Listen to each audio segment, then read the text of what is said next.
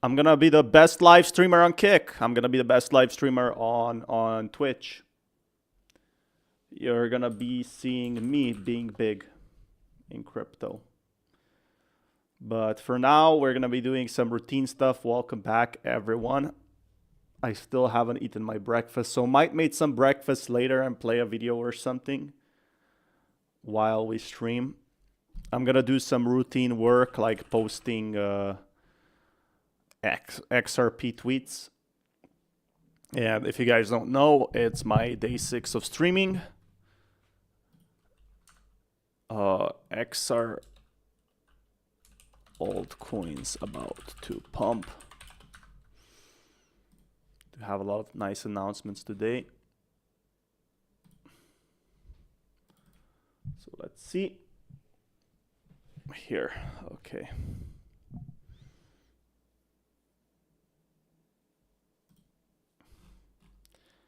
Man, the Kick live streaming has been absolutely destroyed. It's mostly 24/7 live streams. That is insane. I can still grow though.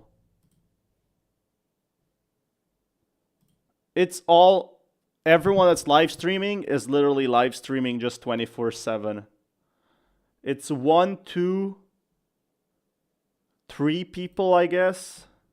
No, it's just 2 people that are live, except me, that are actually live. That is brutal. I can imagine that I need to write to Kick support about this. Wait, let me give it a sec. All right. So let's check what's in the news today. It's QT bought it with 4 soul. Yeah, good catch. Given I'm gonna give that to him. make a thumbnail first. Hey. But they need a lot more buys on this. If he owns 9%, he cannot sell a thing.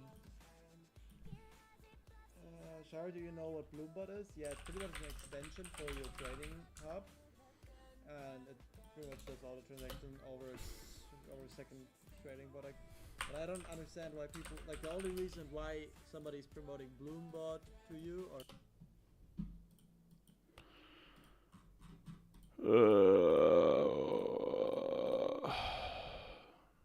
I'm so tired. Actually, I might eat first. That's the thing, I might eat first before we start the stream. Because if I don't eat, I just put like a pizza in the oven or make some eggs and I'll just stream a bit. I'll make the thumbnail first though. Oh, huge update.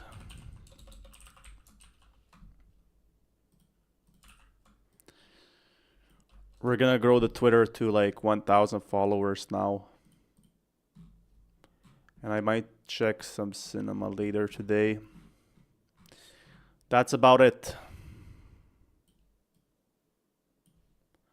So once we do that, I want to watch 20 Years Later so bad. All right, just got to change that thumbnail for the live stream. Yeah, it looks much better for the new viewers.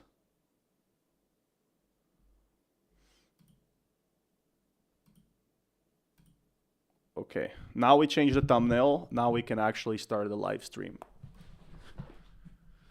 So what's happening, everyone? Hopefully you're all doing. Crypto is not real wealth. Well, if you can buy anything with crypto, how is it not real wealth? So that's the question for me. You know, like, if you can buy literally anything with crypto, yeah, you can invest it in stocks. But if you invest 1 million into crypto, it's still money, right? In the end.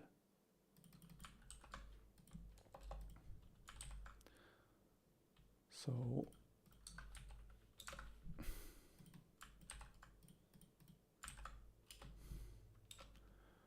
let me just delete that.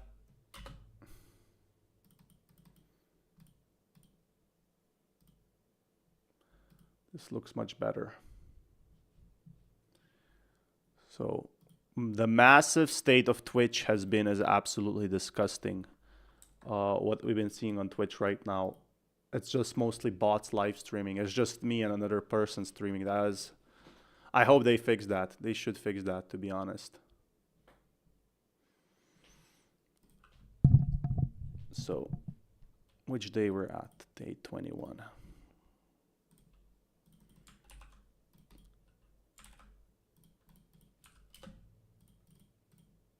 Here we go. Change my screen. Yes, I did. We could make some videos later after I eat. I just woke up, so my energy's kind of low at this point. But we're gonna check some XRP news. I'm just gonna make a ton of tweets.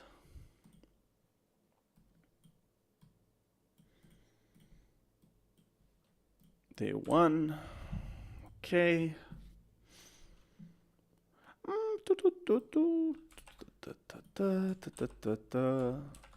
Life is good.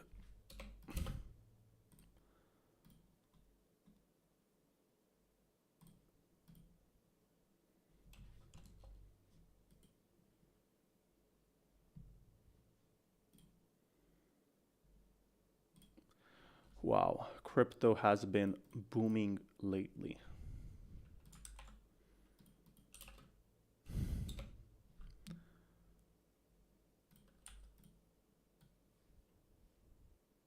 Actually, I gotta make myself something to eat first before we do all this crypto work and scheduling all these posts for the XRP army.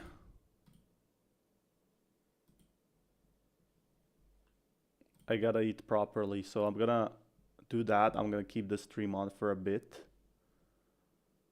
So go here, set up a video. Let's check what a good video is.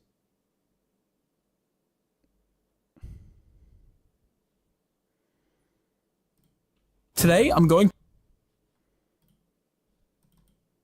to do something that I've completely shut down. Obviously, you weren't allowed to work at the casino, right? Because that was one of the things that... Oh, this is a pretty good video. Miles Dutcher Finance. So he's been pretty big in crypto. I'll be right back. Personal journeys as well. So I was gonna start when I bought my first Bitcoin in 2019. I remembered that my first exposure to crypto was actually much earlier. It was actually in 2013, but I was just a 13-year-old, and me and one of my classmates, we were researching Bitcoin mining at the time. And I even believe that we actually tried mining Bitcoin on our laptops, but obviously they weren't fast enough to mine a significant amount of Bitcoin, so we just quit. My next big exposure was obviously during 2017 and 2018. I was only 18 years old at the time, but I'd heard about everything that was happening and it made the news, and this actually prompted me to send $10,000 to a brokerage account. Actually, eToro was where I bought my first Bitcoin. So 2018, I actually, deposited some money into a brokerage account, but it's a funny story. I never ended up buying. This was a good thing because Bitcoin, I think, had run up to like 20K at the time. And for some reason, I never ended up buying. I think I just deposited the amount. There was a level I wanted to buy at. The level never hit. Then I just forgot about the account. And it wasn't until the next year in 2019 that I actually logged into the account again. And I realized, oh, I had $10,000 just sitting there and I'd never allocated it. So what I did, and this was very opportunistic timing, is I bought a whole Bitcoin, which was $5,000 at the time, during the crash in 2019. It was an awful crypto bear market, and prices had really started to bottom out. So I bought some Bitcoin, and I also bought some Ripple. That was actually my first altcoin alongside Ethereum. And I developed this portfolio. I think it was roughly like $5,000 in Bitcoin, $2,500 in Ripple and Ethereum. So that was my first exposure to the crypto market. I forgot about that brokerage account, and a year later, early 2020, after the March crash, as prices really started to rebound, I checked back in. Obviously, crypto had started to make the mainstream media attention by then, and I noticed that my portfolio balance had gone from 10,000 to roughly 20,000. So that was the first bit of dopamine in the space that, oh, I can invest money and I can make money. Because at the time, I hadn't had that many times in the past. I mean, I was only still a 19-year-old at that time. I'd had it in stocks to an extent. That was the first time I'd ever done it in crypto, and that was a pretty cool feeling. Fast forward just a few months later, and something crazy started to happen. Ethereum started to significantly rally off the back of the first DeFi summer. So previously, you couldn't really do much with your Ethereum. You couldn't really stake it. It was kind of just sitting there. You couldn't, load against it. You couldn't invest in DeFi pools. it was kind of a useless asset in a way. But what happened in 2020 is there was this like renaissance of all these new protocols launching that actually enabled you to do stuff with your crypto. So there was like, MakerDAO, Curve, like you could actually stake in LPs, you could earn yield, you could lend and borrow, Aave launched, like all of these initial DeFi protocols launched. And that was a watershed moment for me to actually get more involved with crypto because I had some Ethereum sitting around, actually technically an eToro, it's a CFD, so contract for differences. So I believe I had liquidated that, bought spot Ethereum on an exchange like Binance and put that on chain and started to play around with it on chain. And this was the first like real taste of DeFi that I had. And honestly, I was hooked. It was so fun. And just investing that first bit of capital, that first bit of Ethereum, I just kept going down the rabbit hole. There were also some other trades I was making at the time, like I was buying into Cardano. That was actually one of my best trades of the cycle, my early Cardano trades. XRP I kept holding. I made a bit of money on that. I ended up rotating it out and going more into DeFi. But yeah, 2020 was that real first lock-in summer. Now, what happened in 2020 as well is we had the pandemic. And I don't know what it was like where you were from, but in Australia, it was like a really strict lockdown. You couldn't even go to the gym shut down. And this wasn't like other countries where this was like for a week and then it was all back to normal. This was like literally on and off for a year to a year and a half. It was insane. I had nothing to do, and I feel like this is obviously one of the big catalysts for crypto. People had like these stimulus checks they were receiving, but they had nothing to do. I was at university at the time. I was studying property, and university was even paused, and everything moved on. I'm gonna make some coffee before we start the full live stream. Silver and currency that is no longer minted. All super rare error coins. Yeah, that is very rare, to be honest. Those are kind of nice to have, ain't they? Line, which became, a lot easier. And what I ended up doing was deferring through that period to end up focusing on crypto. I also had a job at the casino. I was dealing cards as a dealer, and that had completely shut down. Obviously, you weren't allowed to work at the casino, right? Because that was one of the things that had a lot of human contacts. That was shut down, but we kept receiving stimulus checks. So it was this unique scenario of I was getting paid the same amount as when I was working part-time to sit at home. So what did I do? Well, you guessed it. What a lot of people did. I was just aping into the markets, right? DeFi, Ethereum, Cardano, XRP. I've forgotten there was some A lot of people aped into the markets. Guys, I'm gonna just play this video, and once I get my eggs, we're gonna be back and make some content. I wanna drink my coffee first. So welcome to the stream. I'm gonna need like 5 minutes to prepare because I started the stream and I just need some coffee. That's all. So once I get that, it's only up from there. Rubbish trades as well. Many rogues and stuff that went to zero as well. But hey, do I trade meme coins? Why didn't this show me in the chat? Yeah, I don't trade meme coins right now, but might do in the future. What's WSG? Man, why is my chat not showing up correctly? I'm getting chats and I'm not getting everyone's replies. That is crazy. We have to fix that right now. Insane. What's going on with damn live streaming nowadays? Nothing works. So yeah, let's take a look. I just started investing all of this capital, and the more you invest, the more you get addicted to the markets, and I completely got addicted. I remember during lockdown, it was one of the only things I would do. I would wake up, I'd watch crypto videos, I would research crypto online, I'd read white papers. We didn't really have AI at the time. We didn't have AI at the time at all. ChatGPT hadn't launched, so I was doing everything manually. At the time, people thought that was going to be the next big thing, but it's kind of funny, a lot of the things that we really believed in actually ended up coming true. Now, some things didn't come true. The obsession with decentralization has actually faded, and that was the big selling point of crypto at the time. Now it's more about product market fit, use cases, etc. But needless to say, I had nothing to do but be locked down. So although it was a bad period, for many people, I kind of owe that period to where I am today because I had nothing to do but just sit down and trade. Now, something I started doing at the time, and I only now realized it was one of the highest leverage decisions I ever made in my life, was document publicly a lot of my experiences trading, especially towards the back end of 2020 and especially in 2021. I was just tweeting what I was doing, whether it was a DeFi pool, my thoughts on the market. I would just share it publicly, and I didn't think I would gain traction. I didn't think anyone would frankly care what I had to say, but the algorithm picked it up and people resonated with my analysis, people resonated with my posts, and I ended up going viral from that, and that created a whole new business and opened up a whole new world I didn't even realize was there, and we'll get into that soon because there's a story there as well. But basically the lesson there is you never know what's going to happen. If you just post online, share your own story, share your own experiences, you may end up running into some luck and find something else like I did. But anyway, this brings me back to the end of 2020. My Bitcoin holdings, and I still held a lot of Bitcoin, had now done over a 10x. I'd made over $50,000 in Bitcoin, which was insane. I think I'd made similar amounts as well now in the DeFi market through the governance protocols I was investing in alongside Ethereum. What I did early 2021, I think like a lot of us that were in the space at the time, is I went really heavy into alts. And this was the craziest 5 months of my life. And then it got crazy again later that year in November, where I basically had turned that 100K into like 600-700K or something ridiculous. There was one period where it was just ridiculous. You'd wake up every day, you'd have like $2,000 in yield. And there was this weird delusional thing of like, I'm just going to do this forever. I'm just going to claim my 2,000 a day and I'm just going to, you know, basically live on this passive income forever. DeFi was insane. If you did DeFi back then, you'd know how insane it was. But no, I'm so thankful that I, you know, niched down and went really big into DeFi as opposed to something else like, let's say, perps trading or, you know, fundamental investing, because DeFi kind of taught you everything. It taught you how to interact on chain. It taught you market psychology and game theory, because, you know, you'd have to get into the pools at the right time. You'd have to front run people on governance tokens and staking rewards and game theory there. It taught me about risks because I'd lost a lot of money. I remember I got hacked on Grim Finance. This was later that year.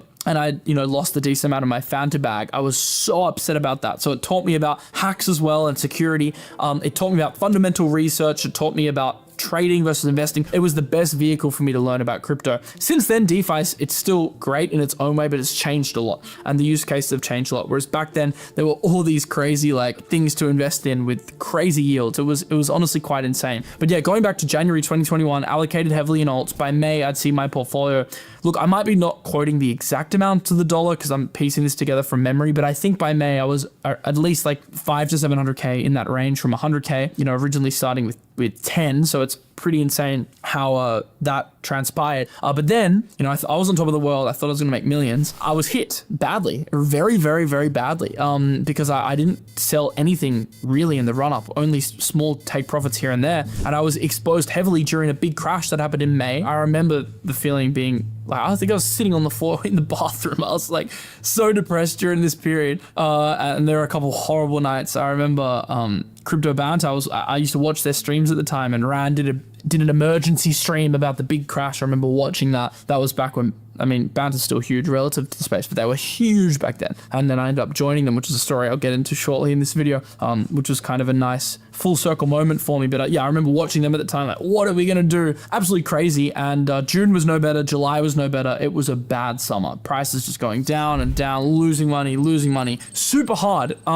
Super hard. I'd round trip that maybe, let's, you know, round it into the middle, the 600K, maybe back down to a 200 to 300 again. So it was really hard. Then I was given a saving grace. Later in the year, we had another huge run in November, as you probably remember. And I was able to get into the gaming narrative that was super hot, the metaverse gaming narrative off the back of Facebook rebranding to Meta and all of this stuff. It was Sandbox, Decentraland. That was absolutely insane. And a lot of the DeFi stuff came back, and that's when the Luna ecosystem really started to explode. Clearly that ended in tears later the next year, which I'll get into, but at the time I made a lot of money off it. So that was a absolutely crazy period in the market where my portfolio had gone back from a couple 100K back to $1 million plus. It was even higher than last time because I was more exposed to things like Luna, which were on a parabolic run. I was more exposed to Phantom, which was on a parabolic run. I was exposed to a lot of stuff which was performing really well. And that was a very, very crazy period in November. But I didn't lock in enough profits. And this period from November till pretty much FTX November 2022 lows was a very painful period where, you know, my 7 figures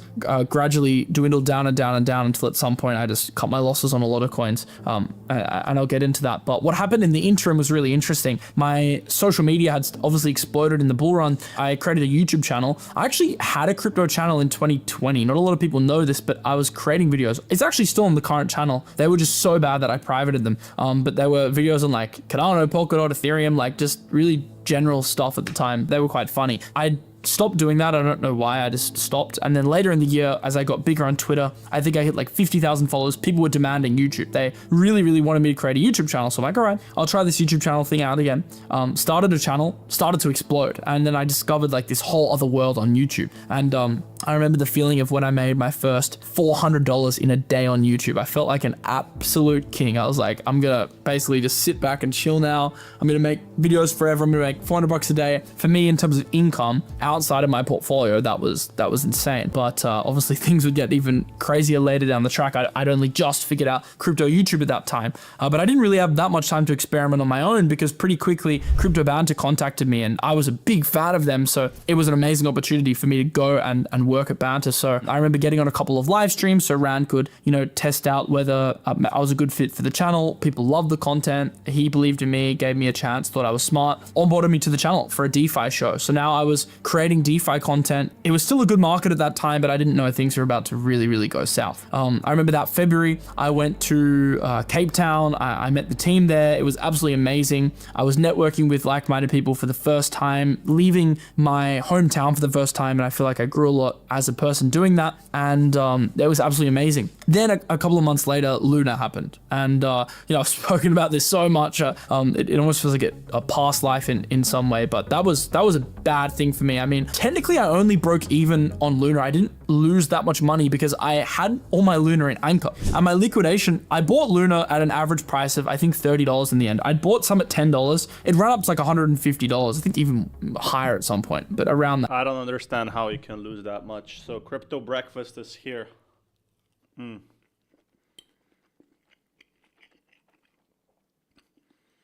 Tastes good, to be honest. And some gym later. Maybe I'll make some coffee. We need to do some routine work for XRP. So stuff like that. Then we can read the news. So first like 15-30 minutes. These eggs are absolutely delicious. This is like the true crypto degenerate breakfast.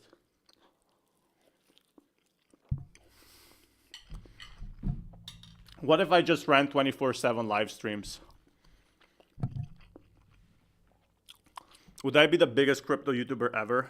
Just record myself sleeping. Then and record myself doing basically anything, like except showering and probably going to the toilet. I would be the biggest content creator out there. And my coffee, but I didn't prepare it correctly because I didn't brew it. I just put it in the hot mug. I gotta ask that if it's okay for ChatGPT. Wow. Okay. Wait, let me check. Pengu Pudgy Penguins is up 25% today. Pretty good. Pretty good for Pudgy Penguins. All right, here we go. Let's set up back that video. Some people were enjoying it. It almost feels like a past life in some way, but that was a bad thing for me. I mean, technically I only broke even on Luna. I didn't lose that much money because I had all my Luna in Anchor. At my liquidation, I bought Luna at an average price of I think $30 in the end. I'd bought some at $10. It ran up to like $150. I think even higher at some point, but around that. Then it came back down from $150 and it started crashing. And at $30, I got liquidated on Anchor because I had loans. I'd loaned stablecoins to buy other cryptos against my Luna. So I was actually forced to sell my Luna at $30, and obviously it ended up going to zero, but the stable coins I'd reinvested into other protocols also because of contagion went down like 30 to 50%. So in a way I did lose 30 to 50% of even the cost basis of my Luna. So overall, very bad experience because I had ridden up a bag to, it was 6 figures. I don't think my Luna bag was 7 figures.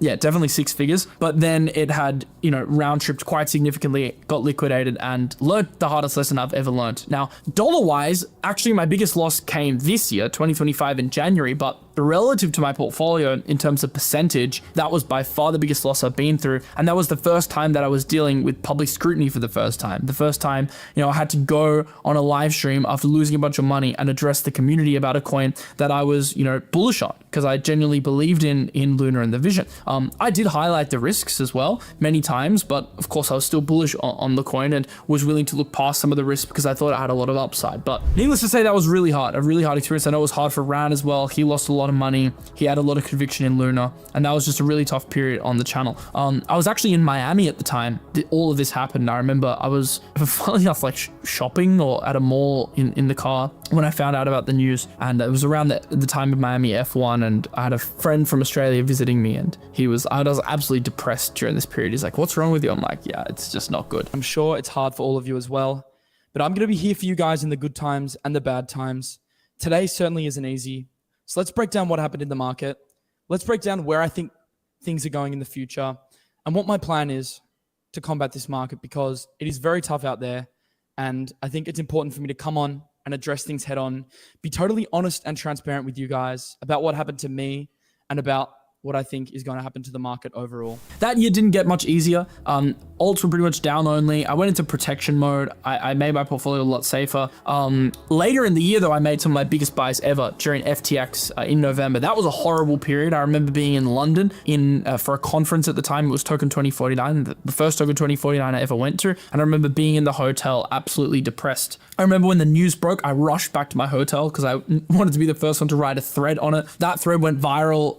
Absolutely insane period in the market. One of the most insane stories in crypto ever. It feels like, for me, a long time ago, but really it's not that long ago, like coming up on a few years now, but insane story. And this was one of the first times I really bought the fear aggressively. So I remember I put pretty much all the stables I had left into the market at the time, bought Ethereum publicly at $1,000, a bunch of ETH proxies, Lido Rocket Pool I was big on at the time. That stuff did really, really well for me and kind of set the foundations for the next run in my portfolio. But to summarize, I went, from 7 figures back down to a couple 100K. That's pretty much the summary of it. Luckily, I was at Bounter and my social media presence was increasing a lot, both from, my own work on Twitter, also being on the channel, and, my views were still pretty good on the channel. So we had other ways to monetize, referral link sponsorships, etc. So I was able to plug some holes in my income, which gave me some more money to reinvest back into the market. And that's pretty much all I did. For the next year, I just reinvested most of the money I got back into the market. And just through nature of being there every single day, making threads every day when I didn't want to, making videos every day when I didn't want to, I stumbled onto some lucky trades. And the one that comes to mind is Pepe in April or May 2023. That was my first 100x ever in crypto that I was public about the fact I was buying at the time. So that's how you get like literally I guess rich. You buy. If you're into memes, this probably. You buy a 40x. So that's how he became a millionaire from this, and he made a. The other 15 minutes I've seen is just losses from him. Isn't a bad buy soon. I'll probably buy some. Just for fun, really just for fun though.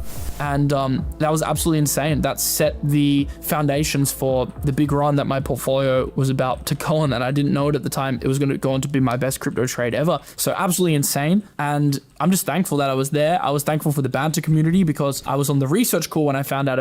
Okay, actually, yeah. I'm pretty sure he worked with Crypto Banter, so he had a lot of like utilities. Again, massive props to him for becoming a millionaire. These people live in Dubai. This must be like super expensive. South Africa, and I have a friend in Dubai. Probably costs him like 6K a month minimum to live in there. I just don't get it. I guess taxes. In Miami for a couple of months, but I really want to push myself in. Why not just go live in a cheap country in Asia? This coffee is very strong. Sir, I'm from Philippines. What is the best coin to buy? Where from Philippines are you? What is the best coin? Probably Bitcoin, but it's not going to give that many returns. But it might be nice. In Dubai. So I made that move, and then later in the year made the decision to leave Banter. Also did a video about that at the time that explains that in more. I'm pretty sure didn't he get like fired? There was a huge drama. Anyway, I won't get too much into detail into it, but they wanted to fire him, I'm pretty sure, because he was selling some tokens or something. Anyway, crypto forgets high anywhere, and I don't want to make too much drama. And to be fair, completely fair and honest, could be totally different.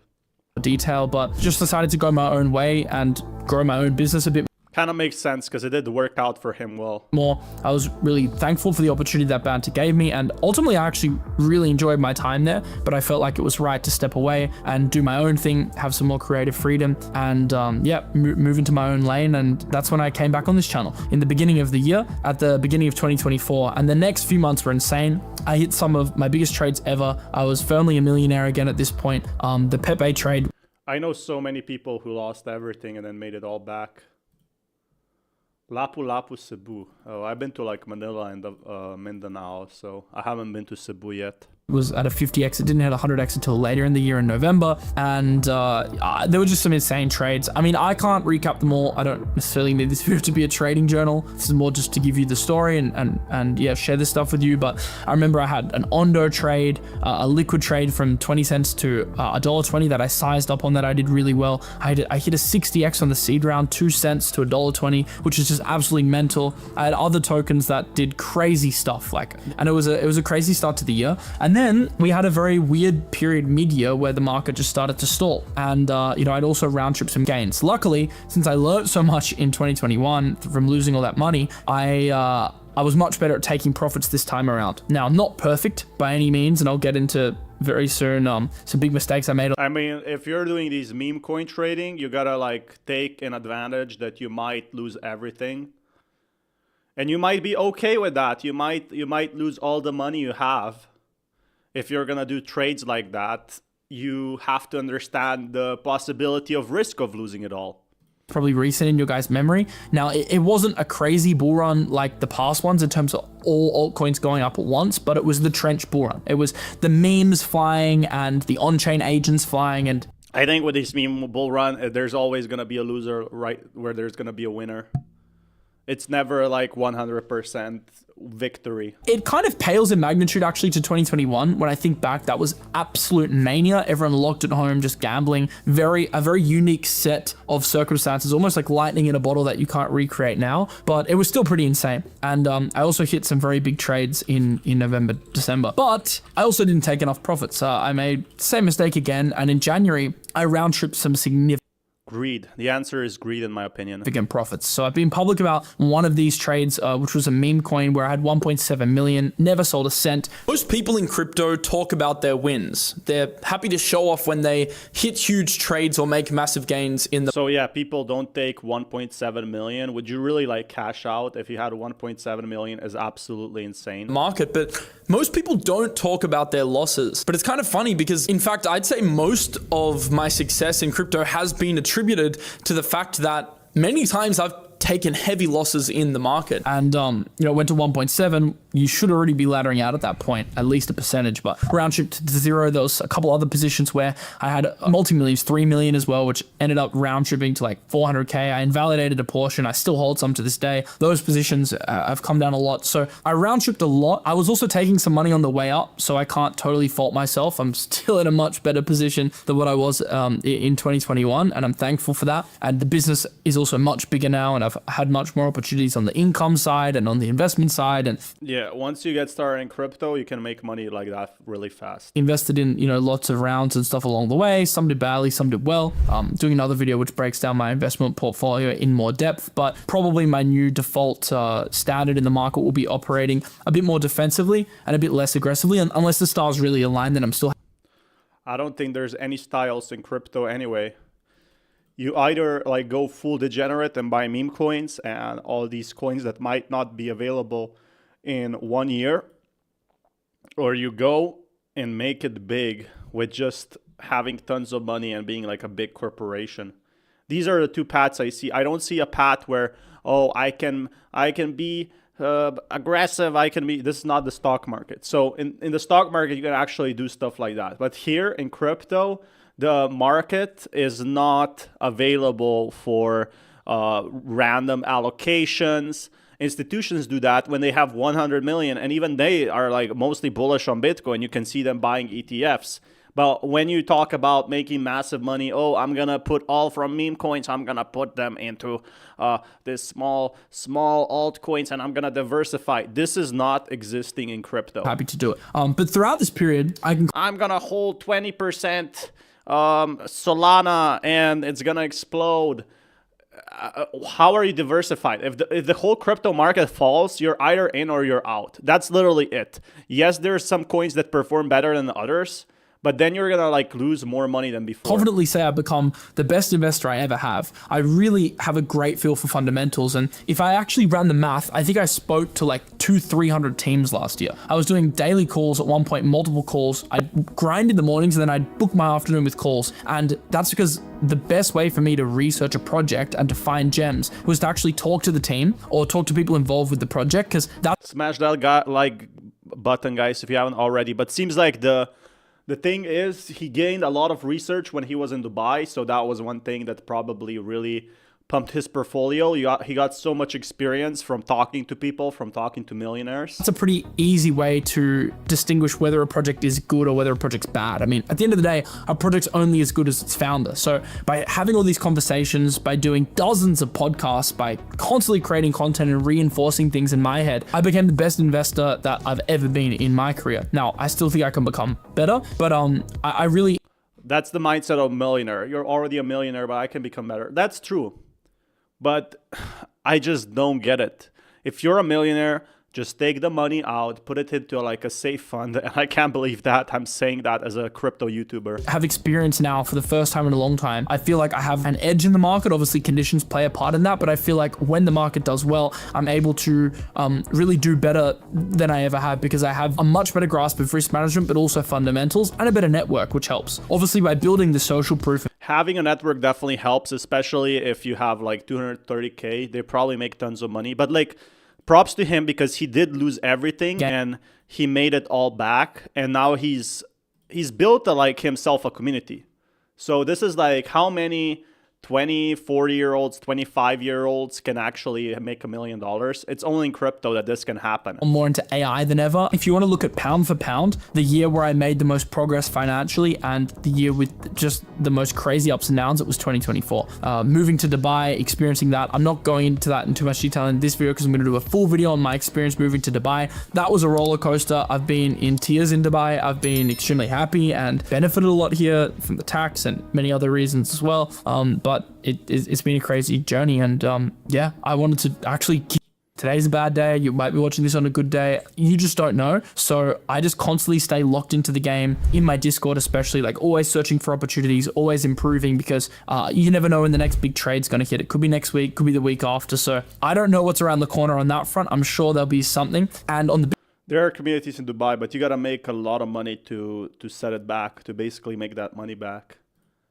Because if you live in Dubai, wow, that's huge expenses, right? That's like $8,000 per month. So that's, in some countries, that's like 8 wages just to live there modestly. And that's the issue with, like, you need to be a multi-millionaire to live in Dubai to make it worth it for you to pay zero tax. Because you're going to get obviously absolutely destroyed. I met a guy who said he spent $600 per month just to drive with a taxi from work and back. business front, I want to continue to grow not only the crypto media business, but one thing I've been doing a lot more of is AI. And you probably noticed we've launched the vlog channel recently. If not, I'll leave a link in the description below. This is giving you a behind the scenes of my life where I speak more about the business stuff. I typically keep that more for that channel than this channel. But one thing that I'm going to be documenting is actually building this AI company. We're working on a lot of stuff, whether it be products behind the scenes, dashboard, analytics, but also media. I also want to teach people what I'm learning. For example, N8N automation workflows. We're doing a lot of stuff. MCP workflows, which AI is the future. It's going to help in crypto. I'm not bullish on AI coins. I think they're super competitive. I think a lot of people will find out that AI can actually improve their life. The issue is he's entering such a competitive space. He's already very known in crypto. So why is he entering another saturated market? Maybe he's very passionate about it. Maybe that's one thing. But again, we have tons of XRP news in the making that might explode crypto in the near future. It's absolutely crazy, but that's helping me become better and better and better at AI. So the next thing for me is sharing a lot of that with you guys in the channel as it pertains to investing, and then on my dedicated channel AI Edge as it pertains to AI itself, which by the time this is out, that should be launching, and that'll be in the linked in the description below. So yeah, that's my story. This pretty nice overall. So let's check what's due on Twitter. Boop. Let's Bong Fun, and it's still under 100 million. So they're telling me there's a project that has buybacks from 7.5% of Let's Bong Fun revenue. So Bong has been growing steadily lately, and that is because it had 7.5, it had like a $500,000 burn just recently, and that's what I think most crypto should make. The community, it's more like, you know, 1 million you can make pretty much fast, you know, in crypto. The thing is, look at this burn stats, chat, look at this. 24 hours fee generated. So this means they burned $500,000 every 24 hours. They're burning they're burning $500,000, and less they used for the staking, hiring, growth. I hope they gave me something for marketing, maybe $60 or $10. Anyway, look at this. It's been steadily growing. So every single daily chart, they've been overtaking the Pump Fund Solana market. And I'm not holding any of their coins, but this tells me how to do it right. If SHIB did this at its peak, when people were asking for a burn and they said, no, we don't want to do a burn, SHIB could be the #1 coin by market cap right now, probably by meme coin market cap, if SHIB did this. But instead what SHIB did said, no, we're going to work on projects long term. But look at that. They burn and buy back $500,000 a day. It's like a big whale coming in and buying, bam, giving $500,000 every single day in crypto. So let that just sink in. This momentum that the bonk is doing, why it could be the biggest #1 cryptocurrency, is like how many actually burn that much money. They made utility, like they made a non-competitive market. So there's only one platform before, Pump Fun. God, I'm gonna destroy my vocals, but who cares? So they made there's only one thing like this, or one platform, and that's Bong Fun. And they literally entered something they've been working on 4 years. And they are the only ones left that enter the market. Now, this is the right marketing. This is the right strategy a coin should do. They shouldn't launch 5 things that people have already launched before. Like, why are these meme coins launching their own layers or their own platforms for decentralized exchanges when it's been done 20 times? I don't get it. It's been done and it's been repeated, and it's like beating it's a metaphor, of course, but beating a dead animal. So that's literally the thing that people don't realize, is how important this is, how important utilities are nowadays in July 2025, when meme coins cannot grow. They cannot improve if you don't have good utility. When you have launched a meme coin, so let's take a look at here. Why would people buy Meow? It's literally at 5,000 market cap. You could buy that any day, any time. So it doesn't make sense to me why people would do that. Smash that like button, guys, if you haven't already, and follow my Twitter, or follow me on YouTube, or follow me anywhere, because I do content all the time. But look at that. There's been so many people destroyed by the crypto market. Everyone is wrong about XRP. What's up, XRP hold? Whoa. What's that? Listen, guys, most of you watching this video are not prepared mentally for what is about to happen to XRP, to crypto here in the next days, in the next weeks. I want to show you like, I feel like for XRP, there's always something happening. Some key metrics, some key signals that are right now flashing, guys, that shouldn't be ignored. And no one is talking about the stuff that I will show you in this video. I urge all of you to watch it until the end. I know it's a Sunday, but this is key information. First, of course, like the video. Can we get this one back above 1,000 likes? I would, of course, highly appreciate that. Let's get into it. Okay, so as you can see, XRP looks really bullish. This is a 2-week time frame. So again, yeah, the whales not selling at 270 cents is insane right now. That just tells me that the XRP has a ton of potential. We have this confirmed breakout, as you can see. And if we compare this with the breakout from 2024, then you can see that we are currently roughly at the same spot, which I marked out with this circle over here, just to give you an indication of how much upside there is still possible here for XRP in the coming days, in the coming weeks. Now, the opportunity is, of course, not just in XRP, because HBAR also recently broke out from this falling wedge. I mean, I think there's going to be many cryptocurrencies that follow. Definitely. Guys, smash that like button if you haven't already. We have like 2 likes on this video or this live stream. If we can reach like 5 likes, more people will join in so I can make more XRP content. I really appreciate you all for joining in, because today everything's wrong about XRP price. Like, if the whales don't sell at $2.7, I'm actually surprised. They might not sell at $5. And is right now absolutely going parabolic. So this is also a very bullish development. And you can also call this a bull flag. And if we project the price target, then we do know from a probability standpoint that there is a pretty high chance that HBAR could set a new all-time high very, very soon. So I just wanted to make... Yeah, HBAR, yes. But XRP, look, you got these institutions coming in. There is a very high chance crypto could explode in the next few days. And XRP is going to be probably, in my opinion, the one picked by retail. To what we have seen in June. So for now, I think the trend looks fairly strong and healthy, and I don't see any reason of why XRP couldn't go higher from this point onward. Also, if we take a look at what the whales are currently doing, so these are the highest XRP long positions currently open on the futures market. This is from Hyperliquid. Then we do note that there are some whales currently in massive profits here. The top side, $2.3 million, 2.2 million, 1.1 million in unrealized profits here. So these positions are still open with leverage 20x leverage here. So are these from insiders? Most likely they are. Funding fee 252K. Unrealized profit and loss. Man, this guy made $5 million. What's his position? 4 million XRP and longing. Like, I guess they make, it's free money from them. That's what someone told me. Like, if you have, yeah, there's insiders and nobody's sharing that. And there's obviously a lot of this manipulation in the market for XRP and crypto.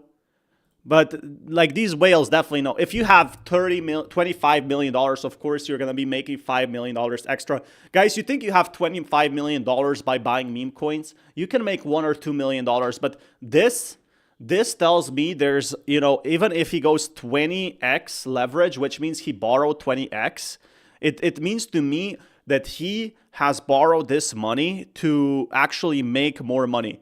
So he was so sure that he made a 20x, even if it falls a bit, that he was so sure that it's going to explode right now, that whales are going to pump in. So it's free money, free $5 million. Congrats, $5 million into your bank. $5 million can buy you a lot of things. $1 million cannot. It can buy you like apartments, one apartment probably. But $5 million, now that's some juicy money. Now, and that means that there's probably still expecting more upside. Again, yeah, I think that's a pretty bullish sentiment if they come over and actually make it big for XRP in the short term. Also, guys, if we take a look at XRP's weekly scale here with the MACD indicator on the bottom side of the screen, then you can see that we are getting extremely close here to golden or bullish crossover on the MACD. And the last time that this happened on the, okay, so the last time this happened, the crypto basically exploded, right? The thing I'm wondering is, are whales looking at these charts? I think whales who make money in XRP, they actually hold, you know, they look at different charts that we don't even have available. So what we are seeing, the news that the general media has available and the news that the XRP whales, so the big players, like you can see this guy with 25 million, is very much different. So what we get, the whales already know. Like when small retail buyers buy it, it's just maybe a very small percentage of that. So you need to realize that most of the news that we are seeing is already available a few days before or a few hours before to these big players who hold 30 million of XRP. That's why we're seeing these buys before even the actual pump. Or Algorand or Q&T content here on the channel, let me know in the comments. Of course, I'm willing to make these videos as well, because for now I'm only covering these cryptos on Twitter, on X, but if you want to see them on YouTube as well, let me know in the comments. The last chart that I want to show you is actually this one. XRP's history is repeating. If you look at the bull run from 2017, we had an initial pump to the upside. I feel like the bull run from 2017 was much easier to pump because you had a lot less competition. So for now to XRP to pump like that, I wouldn't like. XRP has been 8 years ago from 2017. That's what I'm trying to say. Like, this is the issue. Right now, crypto has not been the same as 2017. So I wouldn't compare it to that, but it does make sense to kind of look at the past and say, oh, this is the same, this is different. So right now, XRP whales, they definitely know something, and they have been buying it like butter. Holy smokies, it ain't no joke is. President Trump just shocked the European Union. He's also ready for the Fed chairman to say goodbye. We're also going to look at some specific altcoins that are heating up and the pattern that I'm seeing that I've seen before. So XRP just in. And what that could mean. We'll look at XRP and what's happening there, what's happening with Bitcoin, latest and the greatest crypto news. All I ask from you is that you give me a Guys, smash us, smash the like button. Give us your conservative price prediction for XRP for this December. So let me check the price right now. So XRP's bill has a 166 billion market cap. Now nobody knows, but with this price pump, when I'm making this live stream, right, I believe that it will hit at least 3.6 is pretty conservative. If we see everyone from 2017 selling off 2018, there's a lot of people who still want to sell their XRP at its peak. It's just like a mental thing, right? So they want to sell their XRP for what it was in 2018, and they were holding for 8 years. Once we see a sell-off, we could actually see XRP pump to $8, but that is depending on Bitcoin. I think it really much depends on Bitcoin how it goes. Thank you for the like button. beautiful smile to send out those good vibes. Now I enabled the feature on YouTube that, and then we get another line there. It's actually, but what has happened. Oh, so he's checking all the coins. I want to see his prediction on XRP. President Trump announces 30% tariffs on Europe and Mexico. I think they will put it down to 10%. So there was talk. This actually affects XRP and all these other cryptos. Talks that, you know, the EU and the US, they were closing. Welcome everyone new to the channel as well. We do XRP news. We do everything here, not just XRP. Today, I'm going to be... So we do all sorts of content on this channel, and I have about 300 followers on Twitter, so I'm growing very fast. Yes, I am Twitter famous. Thank you very much. On a deal, and also Mexico. We talked about this a little bit a while back. So now it seems that they're sending out the letters to the EU and to Mexico, and so big countries. Well, Mexico, of course, is an important country. Like, this is a negotiation tactic. I've been saying it again and again. Trump is going big on firing Jerome Powell, because what he gets from that is he gets negotiating power. He can pump the markets, which could cause a recession, but it probably won't, because he's going to consult like big players. So it's a smart move for everyone. It's a win-win for everyone. Right now, people are saying, oh, these tariffs are going to destroy everything. No, we're not going to get 30% tariffs ever. Like, I don't think it's ever going to be on the table. Imagine 30% of trillions of volume over the next few years. It's just free money for the US, right? European Union is not a country. It's you know, a conglomerate of countries that are very, very important for trading to the US. You know, the other countries that we've seen before. Like, US wants to just get big on crypto, right? It wants to be the next big thing for crypto. And it wants to show, hey, we are going to be the #1 trading, trading, export, and import country. We're going to be the biggest country possible. And that's what US main goal is right now, to become the #1 country with biggest imports, to dominate all these markets. Imagine a YouTuber that posts all videos like me. So smash that subscribe button. But basically becoming the biggest thing in crypto so far. And that's exactly what they are on this pattern that they want to do, give crypto companies and invite crypto companies from Europe to US. They want to give XRP a fair chance to stand their ground and provide something of value to USA. It's going to be one of the richest countries. Have an interesting, I call it a pre-sale kind of token sale for pump token. Again, if you've been watching the channel, I'm a little bit skeptical about this just because of what pump fund represents and the bad things that went on there. But this is crazy. $500 million they raised in 12 minutes. There could be just raising $500 million in 12 minutes. Some people were saying that is lost forever. It's not. 500 million is available. It's telling me that the crypto market right now is insane. Raising $500 million anywhere as a company is almost impossible. Opportunity here. You have to decide if you want to invest in a token like this or not. And again, that's up to you. But I bring you the good, the bad, and the ugly. And this is a very interesting one that could make people a lot of money and could destroy a lot of people. So just take that. I mean, I'm not gonna invest in any of these tokens. That into consideration. But you gotta realize that most people who buy this are, when I check the stats, the average person bought $43,000 of pump fund because you couldn't get in. It was oversold. So this is made for big traders, right? People buy XRP and Bitcoin, Ethereum. That's the retail investors because they're easy to buy. This one literally got sold out and each person bought at least $40,000. $40,000. Who has $40,000 just sitting to buy a random meme coin that could potentially crash? I'm telling you, rich people. So rich people are buying this one and potentially trying to make more money because Pump Fund is trying to become the next Facebook. Is it going to become the next Facebook? This we do not know. Ripple pilots a drought insurance rail. Now, Ripple's RUSD just powered a drought insurance test in Kenya. Now, this is big news for XRP. This is going to indirectly pump XRP. Ripple pilots a drought insurance rail. Interesting. RLUSD just powered drought insurance test in Kenya. Funds escrowed on Ethereum released only if satellite data showed drought. No trigger this time, but the system worked. Interesting. Another thing that Ripple is getting into and potentially, could make the world better. Maybe we'll see. And so that's an interesting thing. I saw this. I mean, yeah, I think we could talk more about this. Like, this is just the start of many collaboration. Released only if satellite showed data, no drought. And for me, like Ripple, so if there's a drought, they probably get insurance paid out. Again, this is just the first technology used by Ripple. This is just a test, insurance test in Kenya. Again, African countries are still not discovering crypto yet, but they are growing and they're an under-tapped market. Why? Because the African salary or like the salary in African countries like probably $5 to $10 a day. Unfortunately, I'm not joking.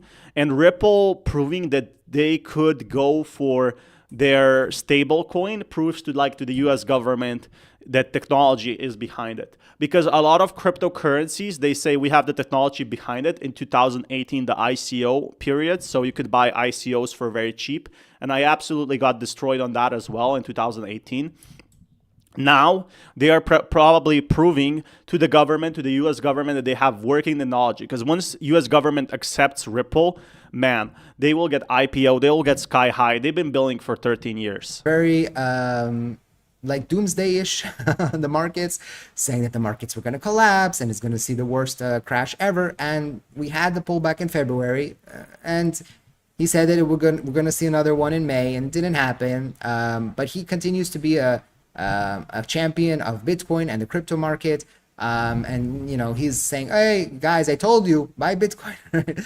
Over 117,000. So he says, I'm going to buy one more. So he was basically calling for the crash of Bitcoin, and that is because why do these influencers call that XRP Bitcoin is going to crash? So when everyone loves, this was actually explained by a family member of mine because I didn't get it.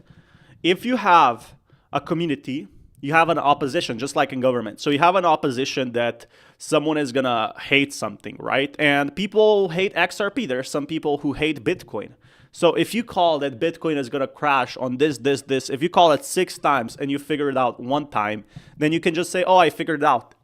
That one time it crashed, see?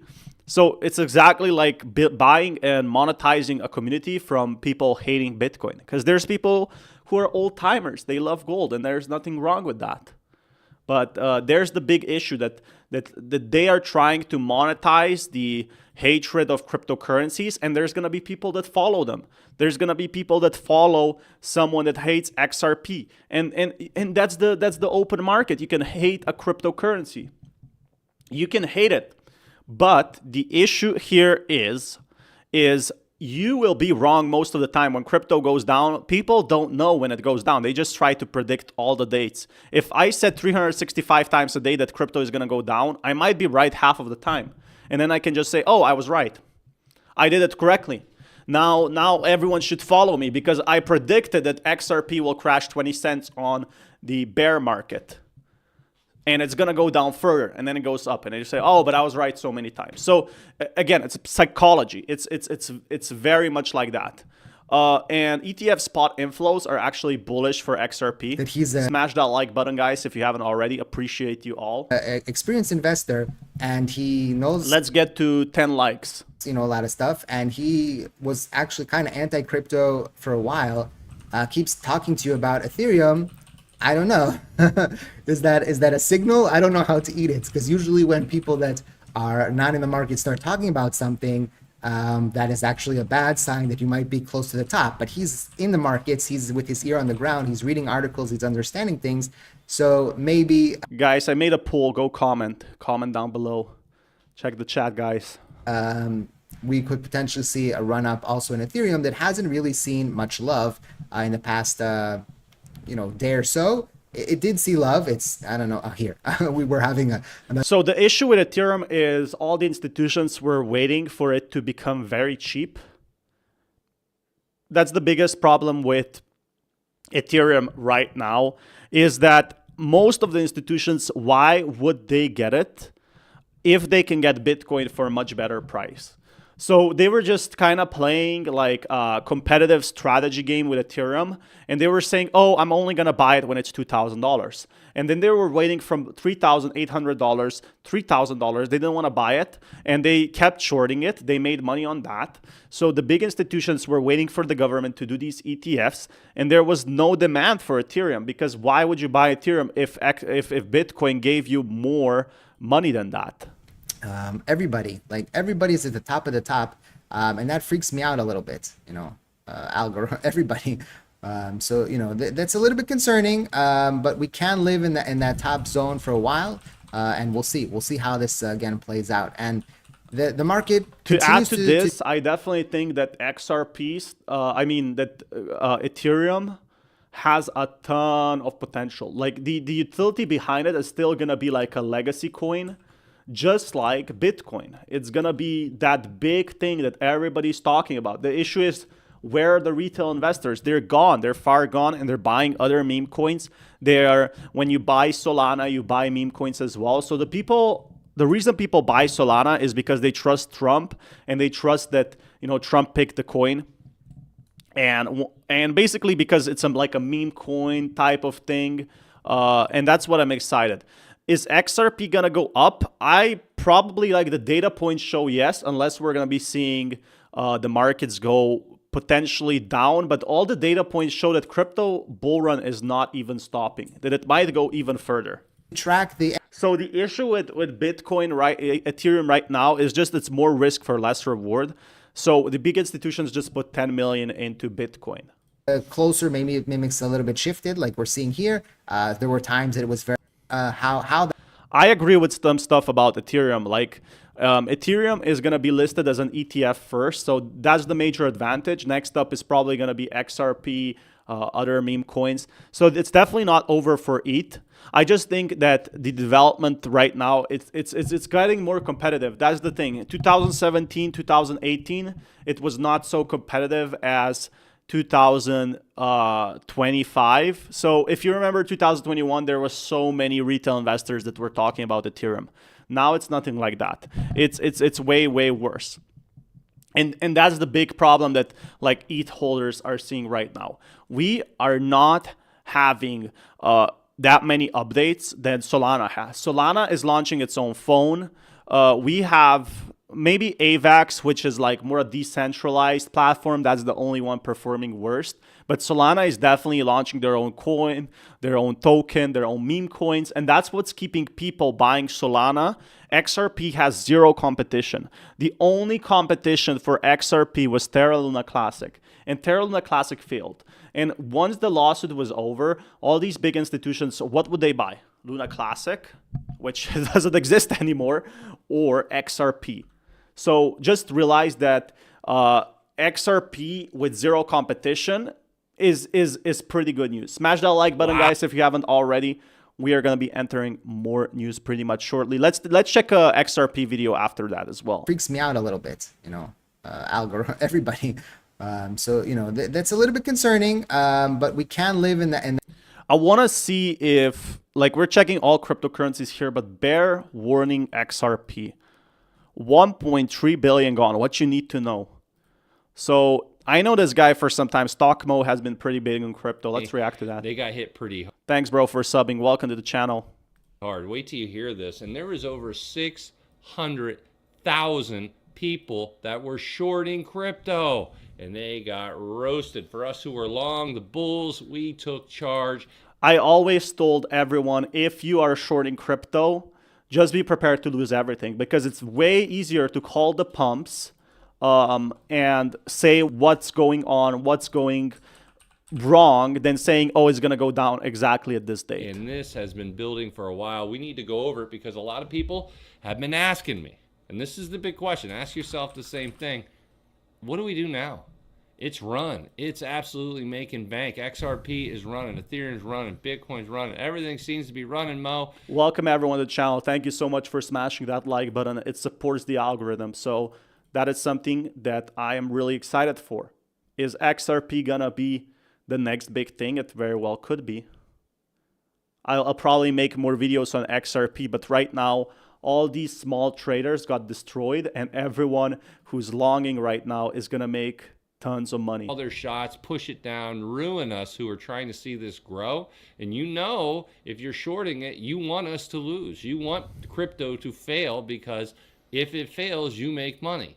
And I look at it as like some of the Tesla shorts out there. There's a lot of Tesla shorts. People who wanted to see Tesla fail. Yeah, so that's the thing. I kind of see the resemblance with Tesla. They want to short Tesla. The issue is Tesla, and they hate Tesla as a product, right? But with crypto, it's not because they hate crypto, it's because they want to make money. So I think he failed to realize that, which is totally fine. You know, he's very experienced, or he didn't mention, is the big difference in shorting crypto, shorting XRP, is you don't hate XRP. You just think it's going to go down because of the general market. But people in Tesla hate shorted. So they literally put their life savings into shorting this thing that people don't realize, and when it goes up, they lose their life savings. It's actually very depressing. And when I came on, is it a good idea to just buy and hold? I'm guessing XRP. I don't know how to leverage trade. Yeah, I think the issue with leverage trading is it should become a full-time job. If you can't make it a full-time job, it's just going to be hard to sustain those levels of profit. on YouTube, I was extremely pro Tesla, and man, it went 1,000% when I remember I didn't buy a Tesla in 2020. 2016, I skipped that. I thought $20, that's too much. And I probably wouldn't have put a lot of money, maybe $1,000 to be fair. So I don't think it makes that big of a difference. But for a lot of people, it is, you know, like the next XRP, there's always going to be gains in the crypto market. So just once you realize that, I think it's like the mentality thing. So XRP bear warning 1.3 billion gone. It's not really gone. It's just given back to different people. So shorting, like if you lose money on trading, what happens to your money? It gets sent to exchanges as a fee. So they eat well. And then the other, the rest of it after the fees, which are probably very small. I think they're like 0.5%, which really adds up. They get sent out to people who long. So there's some people always going to be shorting because they're going to be going for the underdog type. Redbot confirmed, you need to pay attention and you shouldn't be shorting it. But as we go forward, it consolidates, up another level, consolidates, Stockmo unicorn. Just as I predicted. I did this prediction right between these two. I said I expect it to blow up and go up like a champ between basically the first or second week of July is what I've been saying all the way back in June. And what happened? We got there and I had people, I thought you said it was going to. Exactly. So I think there's with crypto, and the issue with trading is there's so many factors that can destroy you that you don't even realize. And when you're trading, you're competing to people who are billionaires. So I might not trade ever unless I trade like $100. And I try to make it from $100 to like $10,000 or one. It's going to be for fun. Basically, that's what I'm trying to say. And I only advise you to do trading if you understand that whales might know more than you. There's literally multi-millionaire groups built probably together. They're billionaires and they know when crypto is going to crash and when it's going to go down. And they open big positions. It's just a whole nother level than just buying and holding something.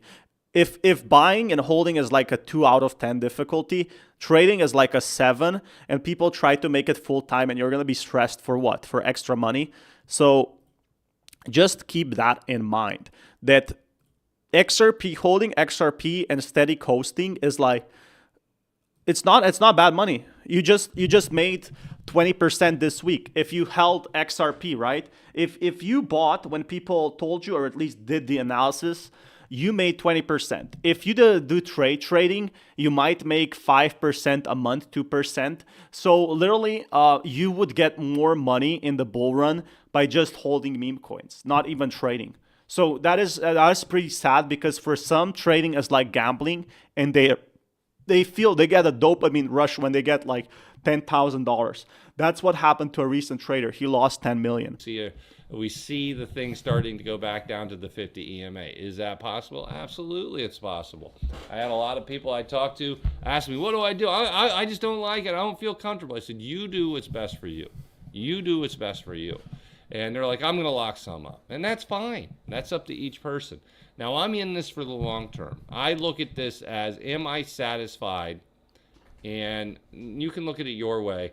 Let's go ahead and take a look at XRP. XRP. I'm going to put it in.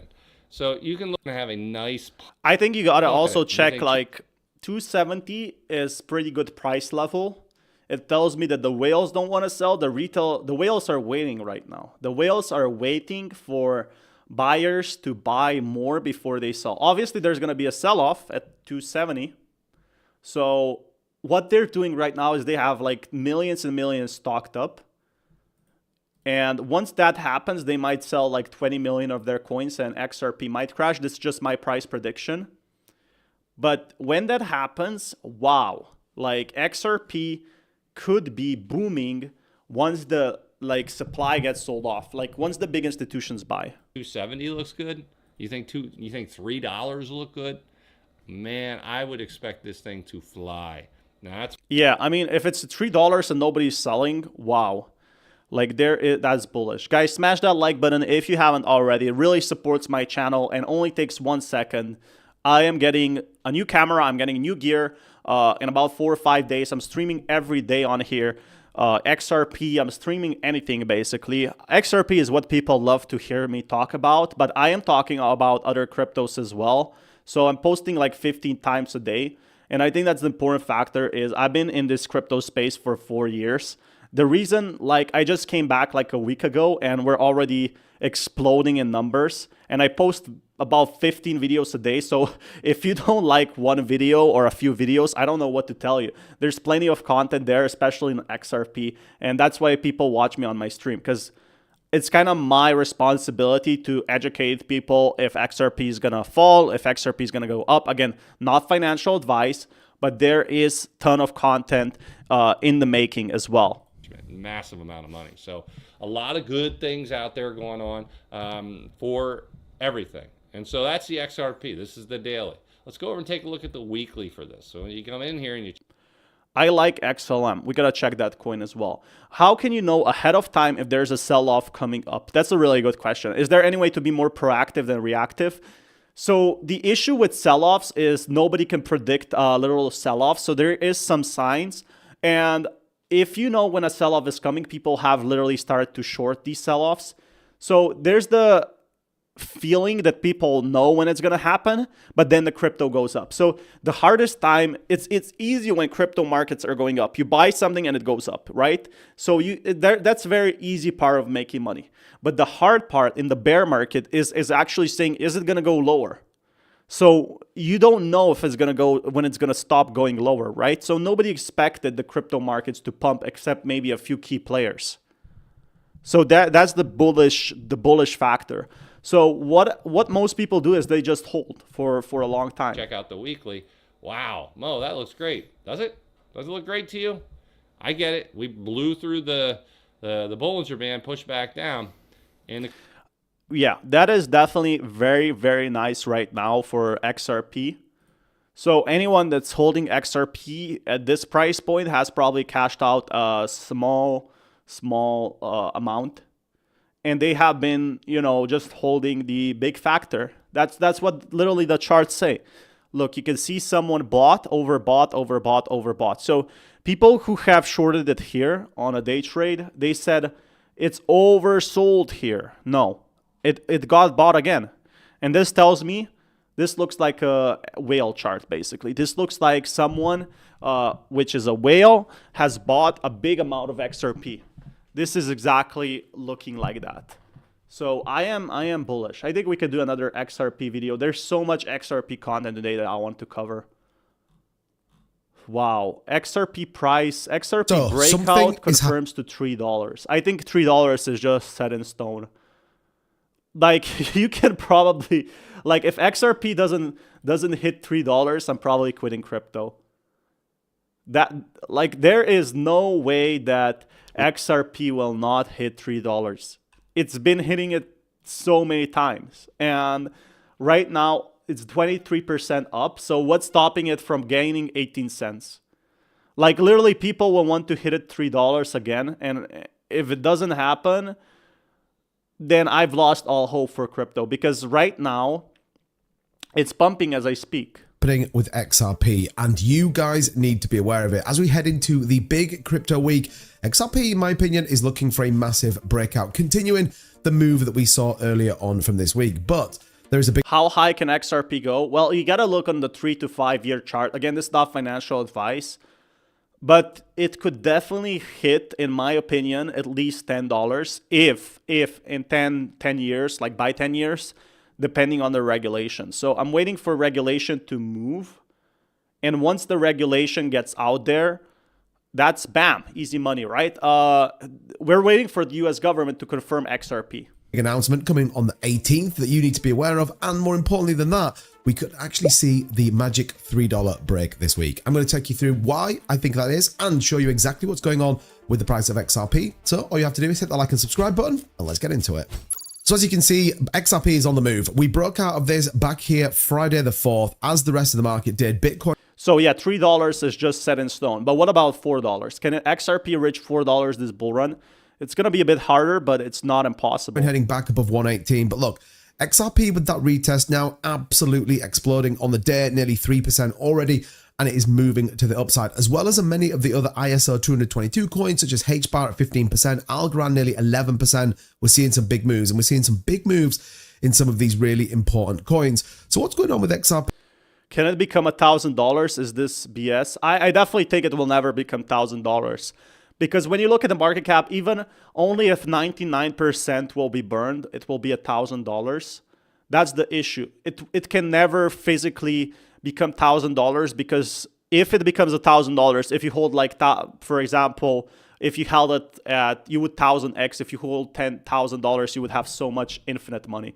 So I don't think it will ever hit $1,000. Just like people are saying SHIB will hit $1. There is not enough money, and I think people will hold. It will never be 99% burned, especially that is not Ripple and XRP strategy. Its strategy is to provide utility, and then people can come over and, work with the government and test it out. Specifically, well, the reality is everyone is on. Like the short term, $3 to $4, I think it will stop somewhere near $4. To reach those $4, $5 is going to be very hard. But $4 is definitely very feasible. And if you look at $4, that's basically 1x, which is for this market cap very big. I've been in crypto since 2016. Unfortunately, I didn't make many videos in crypto at that time. That's one of my biggest life regrets. And that's why I'm live streaming every day now. That's why I'm making content all the time.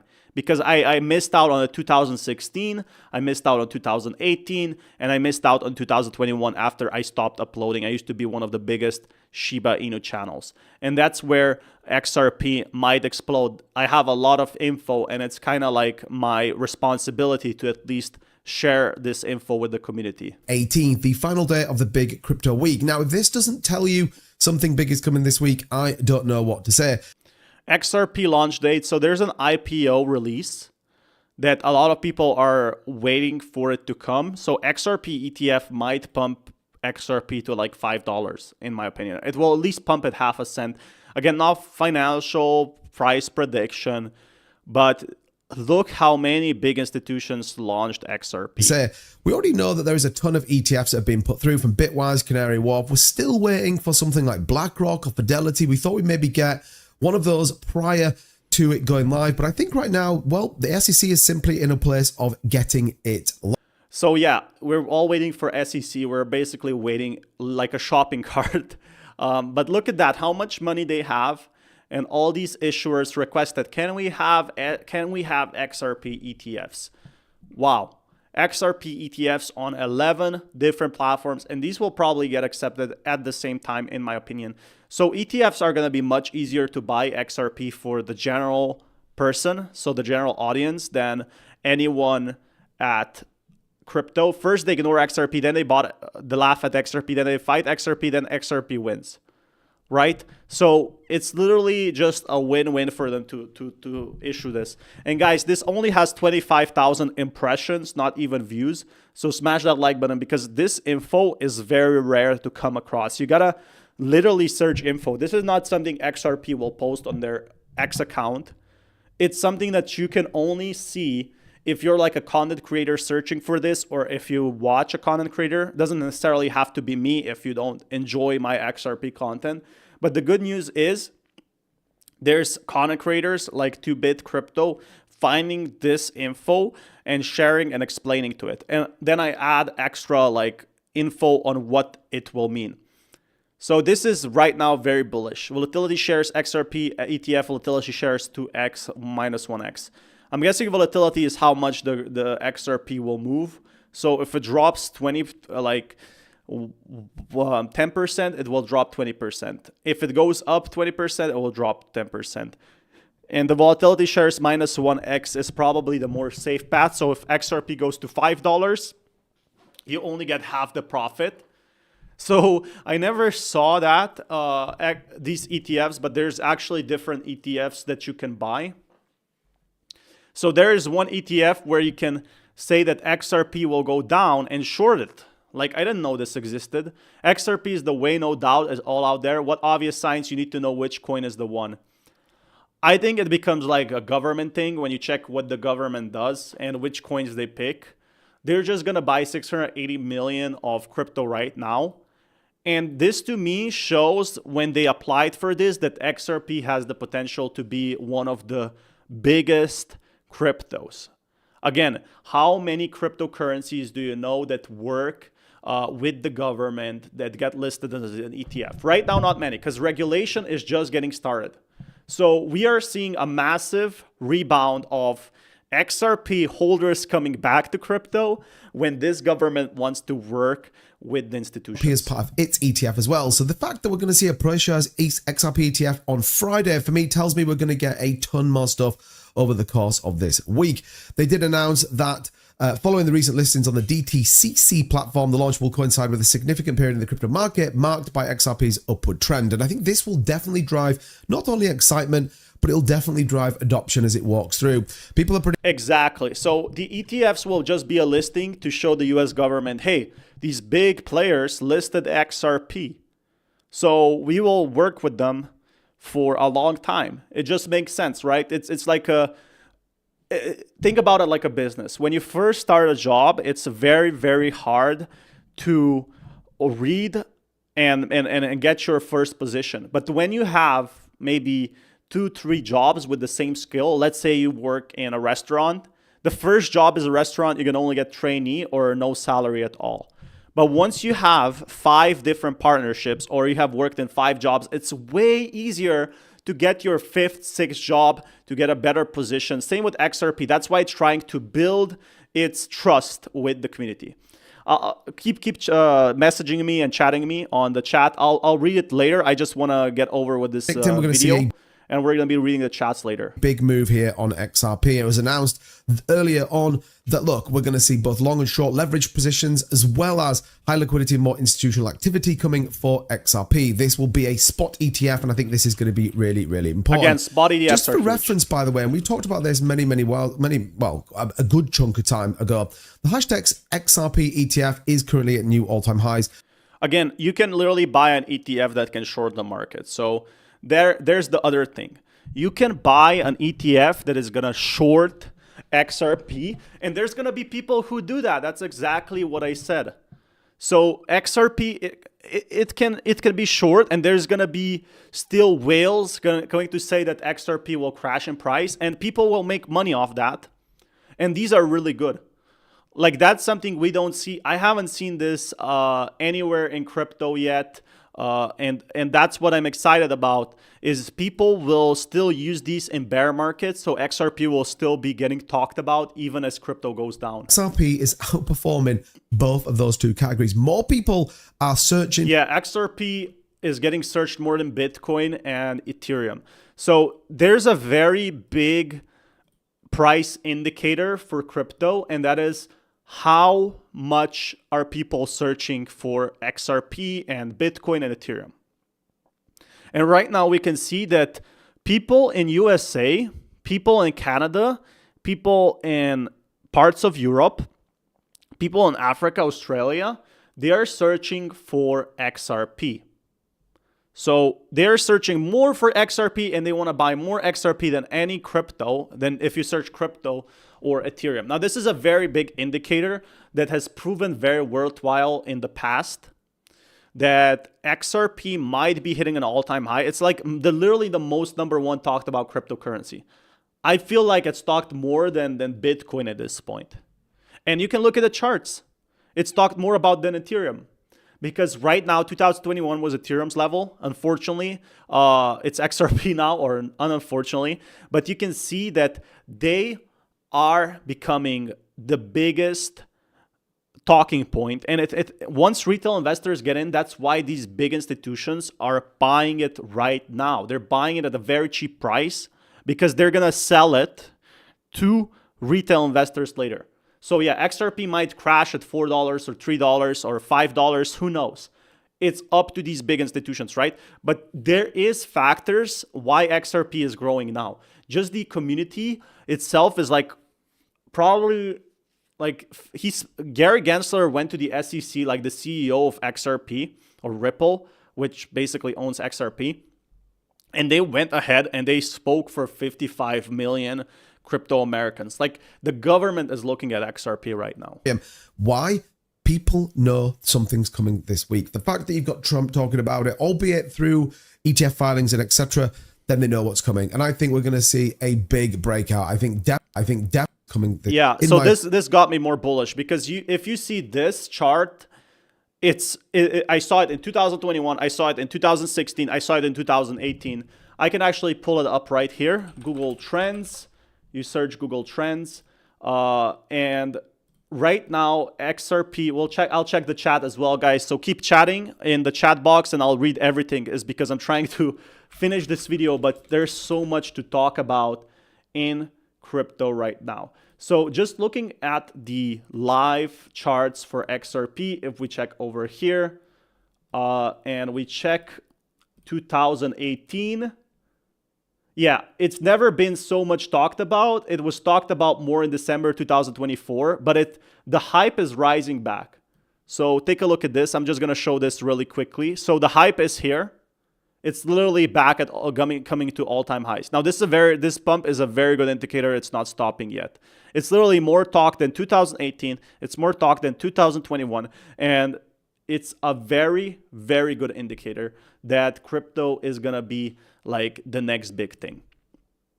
So take a look at Big this. breakout. I think definitely the market feels like it's warmed up. It's the most successful weekend we've had for a long time. The break continues coming out of this downward channel. In my opinion, therefore, I think XRP retests $3 this week. I think we're going to get a Yeah, I think as I'm making this video, it's already like pumping to $3. So it's history in the making, really. flood of ETF filings.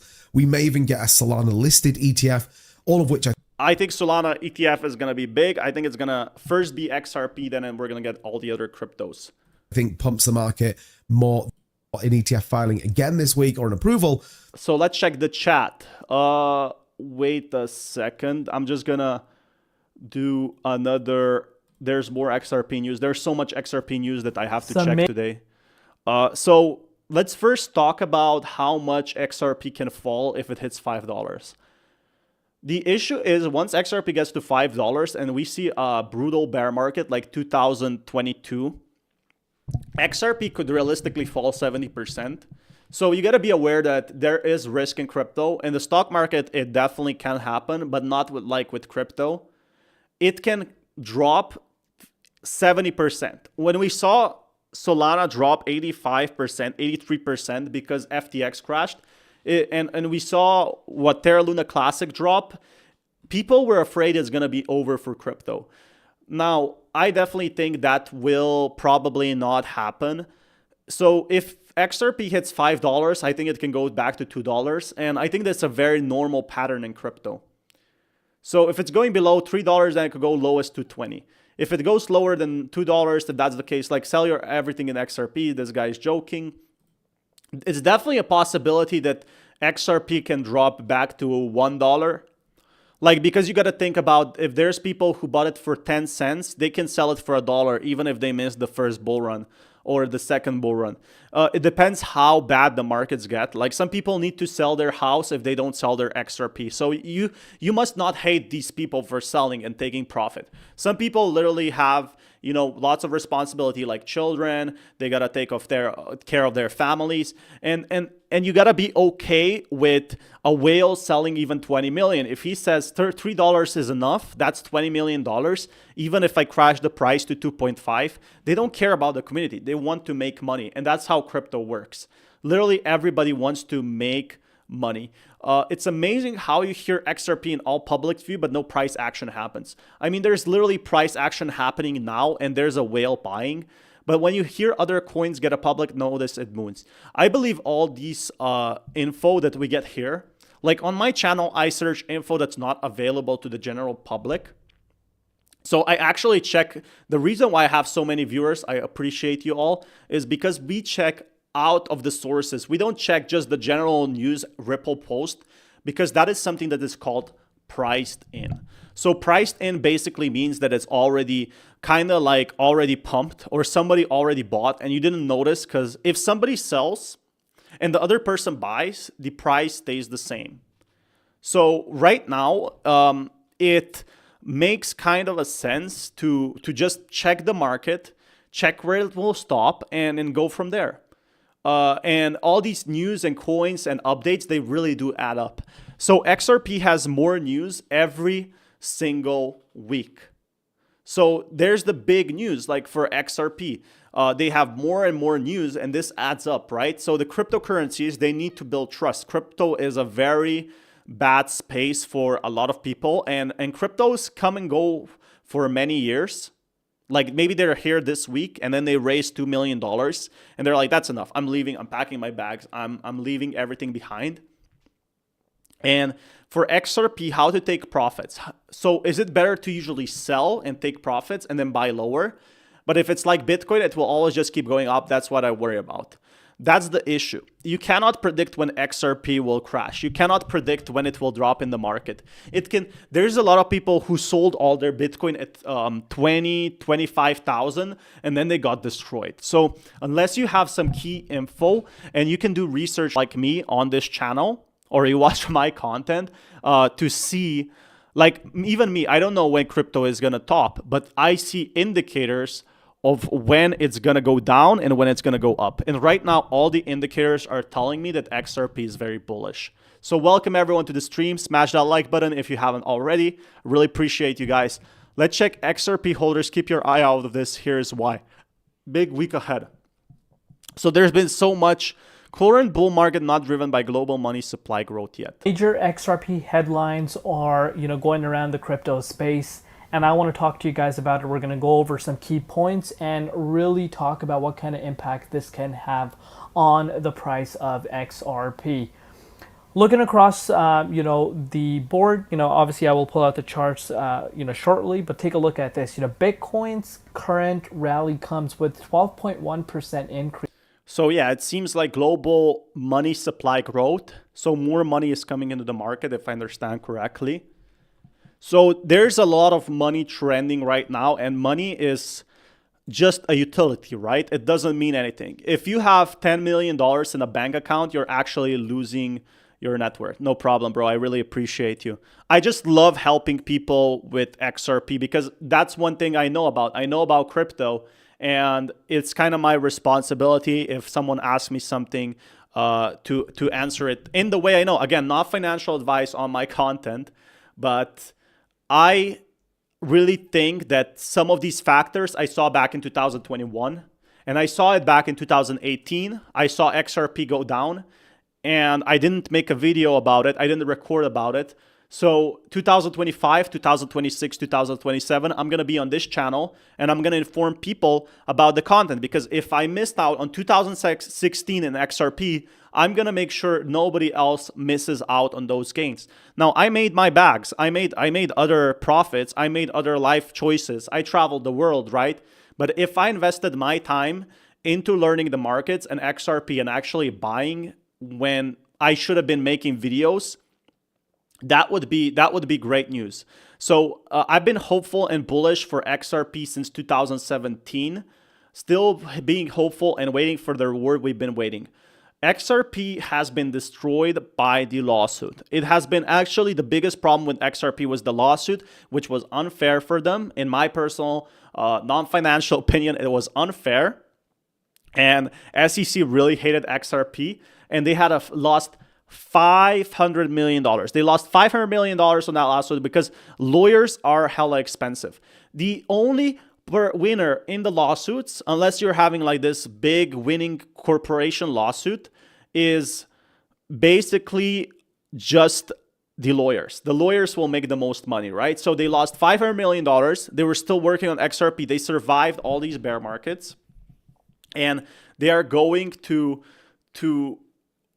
basically now all of this money, all those $500 million, that's why people are buying, because now they can focus on the development without having a huge lawsuit that could potentially destroy XRP, right? It could literally make XRP a security, and which means they would have to register with the SEC, which no crypto has ever done. It's the most bafflable thing. There's 50 pages of core documents if you want to look in that. But if they were a security, it's kind of saying like you have to register being a gold, right? That this cryptocurrency will have to register to be gold, which is going to be almost impossible. It means you have to register at the bank.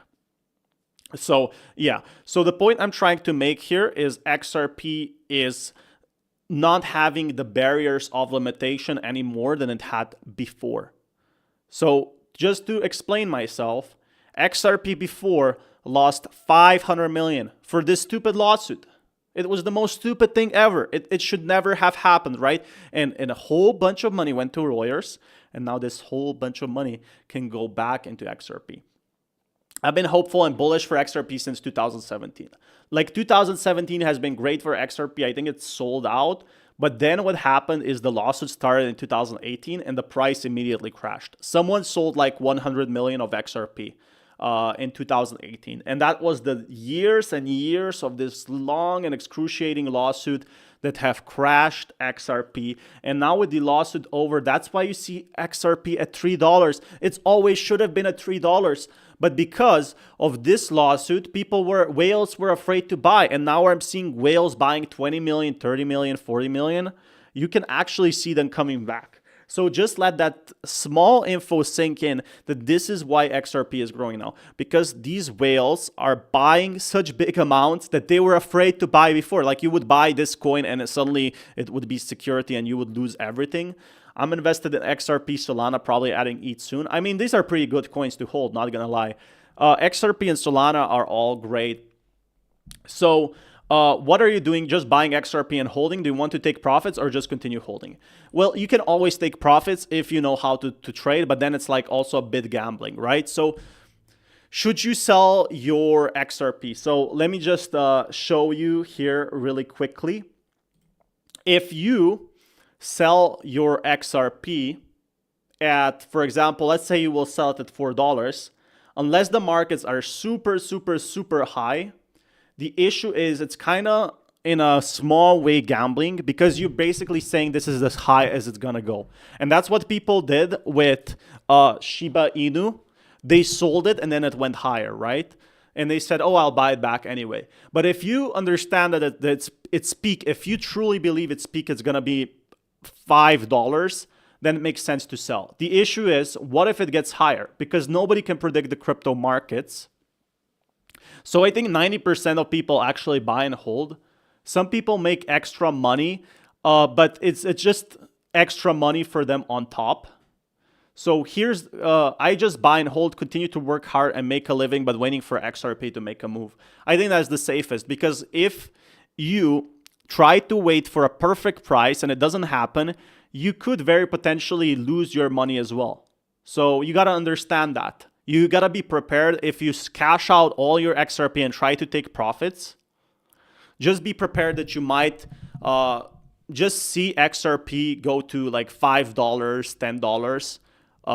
Overnight. You gotta keep checking the charts every single week or every single month. So it basically becomes a secondary job to check that. So what I do personally is I just hold my XRP, and not financial advice, but unless you know when the market is gonna pump, I would expect people to do the same. So I just buy and hold, continue to work hard. I think that's the best strategy, because yeah, you can make an extra 10%, like 20%, 30%. But also no. There's been plenty of people that sold their XRP at $1 and are still saying, oh, it's going to crash back to $1. It doesn't seem like it. Nothing shows like it will. So most people don't sell, but those who do sell, they probably sell in millions of dollars to make it worth it. Or they sell 100,000. I only sell in times indeed whenever I need money. But I could try to obtain more XRP when I want. It basically becomes like a secondary job if you do that. So let that just sink in, because you got to check the charts. You got to check my channel to see what's going on, and the live streams to see the markets, to see the patterns. In global M2. The more they print, the more Bitcoiners they create, says River.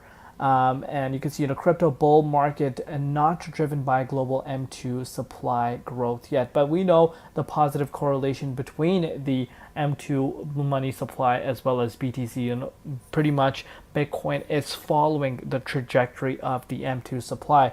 If we're looking across the board right now, we're starting to see once again coins are picking up traction. We are seeing. Yeah, so that's what I like to see. You can actually see that the biggest gainers here, so let's try to find XRP, are like, so look at how crypto changed. It's not meme coins anymore. It's going for all these algorithm AI coins that have been developing. So the year of development is coming. So it used to be that meme coins would grow the most in 2021, right? But now in 2025, it's actually the H-bar, Mint, Algo, XLM, IOTA. So what do these all tell me in common? Is that coins who have utility like XRP are growing. It's very clear. I worry, what if some other business comes up to compete with Ripple and XRP never comes back up with losses? It feels like gambling. The issue is, how many companies do you know that work with the US government in crypto? So if there's a competitor to XRP, it's going to cost them probably $100 million. It's going to cost them 10 years of development. Like XRP has been here since 2013. How much of this space is it going to take? Because this is like going to be very competitive. If you literally have to work with US government, XRP being the first, how many of these companies can really compete with XRP? And that's exactly what I'm saying for XRP. There is zero competition right now. And we might see competition in 10 years, but Ripple is always going to be the #1 coin. That's why I'm bullish on it, because look at Bitcoin. Bitcoin is always gonna be the #1 crypto. Why? Because it was the first. It's not the best. There's obviously better utility out there. It's really outdated, but institutions still buy it. Why? Because like if you go to, for example, the oldest pizza restaurant, it's gonna hold this legacy, and it's always gonna be the first just in that way. That XRP will not drop, in my opinion. It could drop in price. It could. It very much could, even though it's not showing now. But when you realize that XRP has been working with the government now for this big update, it's definitely showing to me that XRP is just getting started. HBAR up, XLM, Algorand, IOTA, even XRP. If you're looking at the price of XRP, $2.81. Wow, that is just, I love the green in my eyes. Like, we have been waiting that for years. As we're recording this update, going. Competition would be also the core of the business.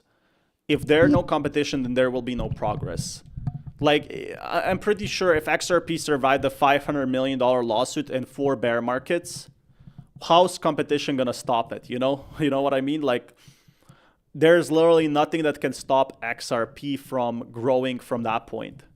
We all should encourage crypto as a whole to be competitive as well as grow together. Yeah, literally utility, XRP has been building for 10 years and now it's paying off. You're seeing these effects paying off now.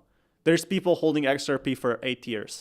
Into Sunday morning. So it's midnight here right now in North America, but we are going into Sunday morning at $2.81 as we're recording this update. Also up 1.2% in Bitcoin comparative. Now, if you're looking at the market cap, $166 billion. Since our last update, you're looking at about a $5 to $6 billion increase in the valuation with the $5 to $6 billion is actually just the start. Monday, July 14th. So huge for XRP. I think there's a big crypto hearing then. So these cryptic tweets are, so basically people follow them, right?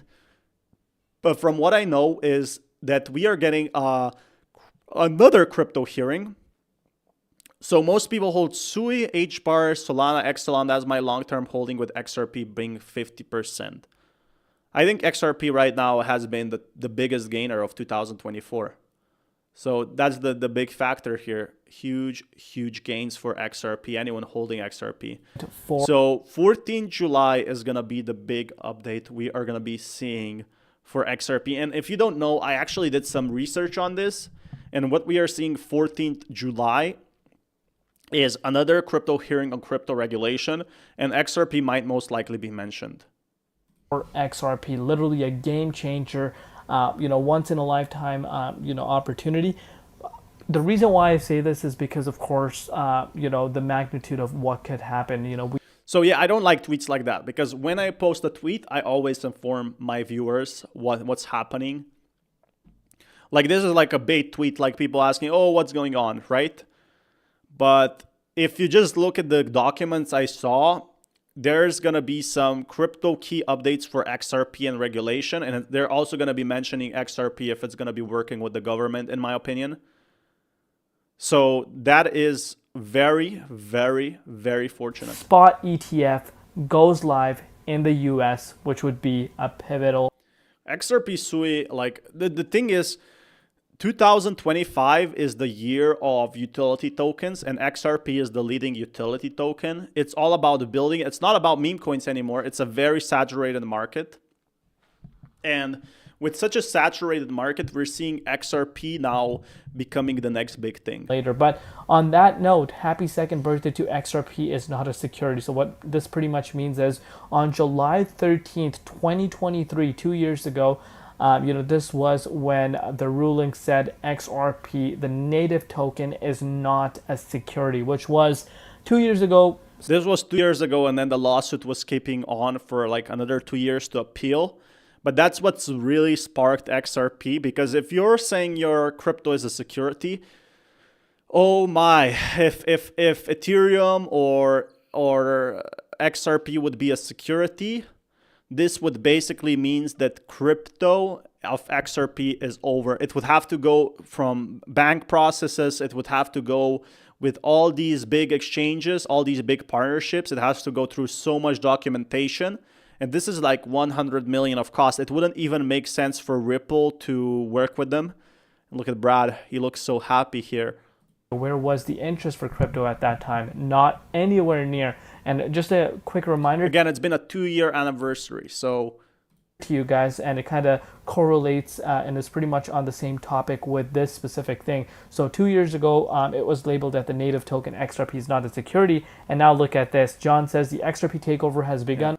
I think most of the news like we're hearing on July 14th is already, priced in. So the whales already know what's going to be happening. But the good news is we can at least hear what's going to be going on. July 14 is pretty big because what I like about XRP and why it's growing is it's going to at least tell us what's happening. I think if the whales, maybe that's why XRP is pumping today, because July 14th is coming up. That's tomorrow. So it's a very good indicator. And I showed you the graph before, and it showed to me like a whale just bought here something. He's giving facts and goes through official news. Thanks, man. So yeah, that's what I kind of feel like my responsibility is because a lot of people are saying XRP is going to $100. And I want to be purely objective here. I've always been objective.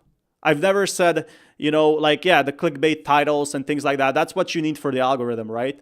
But Solana, $1,000 is still a long way ahead. Ethereum, 10K, Bitcoin, 1 million, what we want to happen.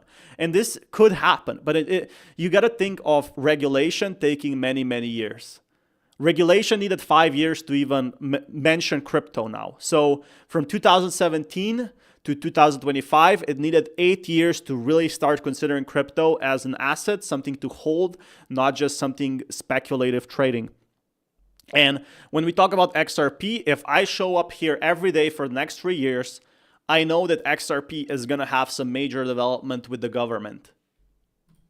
And on top of that, the Korean exchange Upbit is still massively outperforming. So yeah, this is the big thing that I'm seeing in XRP right now is Koreans. Koreans have joined the crypto army and they have joined XRP. So right now what I'm seeing is XRP Korean exchange is massively outperforming the rest of global exchanges a bit. Now this is the one you're going to be hearing for XRP a lot. While money continues to flood in, it's being countered by the rest of the world. Korea is currently sustaining the price for XRP. You got to think about Korea, guys. We always talk about XRP holders, but I think that some of the big holders for XRP are actually Koreans, Asian markets, could be even China, I guess. I don't know if they can hold XRP even. But one thing tells me for sure, there's a lot of money going from Terra Luna Classic, which has already crashed. So where do you put your money from Terra Luna Classic that you moved out, or Terra Luna that has crashed in 2022? You have a similar project, similar path, similar goal, where Terra Luna Classic failed. Where do they go from here? They go to XRP. And that's where Korean community is pretty big. There's traders that are betting big on XRP. This Korean exchange, I think it supports a very big platform for the Korean traders. So that's just another factor that people forgot to consider, right? I don't think any other YouTuber is talking about this in detail as me. And that's how I make more value on this channel, is by going into depth on my knowledge on crypto and what exactly is going on with XRP. Why is it pumping? Like, people just see green candles and think, oh, XRP should be pumping. But what I want to look on this channel is what are the indicators, right? So you got to look at the indicators itself, not just why XRP is pumping. Because if you know the indicators, then maybe in the future, like in 2 years, you can actually be trading and making tons of money. That's what whales are doing. It's just that they are learning for 5, 6, 7 years. You got to look at it long term. It's in 1, 2, 3 years. People underestimate how much can be done in 5 years and overestimate how much can be done in a year. Same goes for XRP. XRP development needed 13 years. The government lawsuit needed 7 years. 7 years really passes by fast, actually. And they overestimate basically what they can be done in 1 year. So 1 year, not much is going to happen. This is just the start of XRP, in my opinion. And I'm going to be making content about it. This, where do you see, the price of XRP going into this upcoming week? And most importantly, let me know down. Like $3 is confirmed. It's just like with these big whales and the meeting tomorrow. Could be the meeting is bad and could be the meeting price crashes, but who knows? Like the price crash could happen and then it recovers. So Bitcoin is not the biggest thing right now. Altcoins are returning, but at a very, very slow pace. Ripple has been transparent to the masses because they mean what they do. They got nothing to hide but want to achieve what they want to do, what they set out to do. So exactly, like the technology here is what made Well, I believe I have an really answer for that. XRP really high. So look at this. Trump F the Feds trap in for the biggest bull run. So we got to look at the politics and the macro markets because this also affects XRP, right? So that's just another factor that people are forgetting, how much it actually helps. If you look at the current government, right now, if they lower the interest rates, the whole crypto will pump. Cut global wild. Fed Chair Jerome Powell's term officially ends in May 2020. So Trump might basically pump the market by cutting the interest rates. When you cut the interest rates, he might pump the altcoin market, which is in his best interest because he owns World Liberty Financial Investments or whatever it's called, the stablecoin. And that is very much being used to trade meme coins and all these other cryptocurrencies. So he doesn't want to see Bitcoin grow as much as he wants the whole crypto market to pump and the whole stock market to pump. That's why he wants to cut interest rates. So Jerome Powell, he's not a bad person, but he wants to take a safe approach. He is going to be resigning because Trump wants him to, because Trump is going to put someone that is going to cut interest rates. It could potentially create a market that could cause a recession, just like in 2008. But he's saying that the 2020 recession is over. And basically, Jerome Powell will be coming in big, right?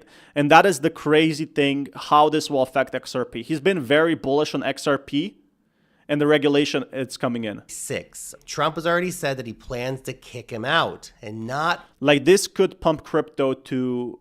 XRP could explode because of this. Nobody's talking enough about this, but the politics have much bigger effect on the stock market and crypto than anyone else thinks. With someone neutral, but with someone who will cut rates immediately and dramatically, possibly down to 1% or lower. Trump keeps saying we need dramatic rate cuts. They've been way too high for way too long. Trump's relationship with Jerome Powell is not exactly very good right now. The president regularly just roasting. Yeah, so he doesn't want to hang out with Elon Musk. He doesn't want to hang out with Trump. With Jerome Powell.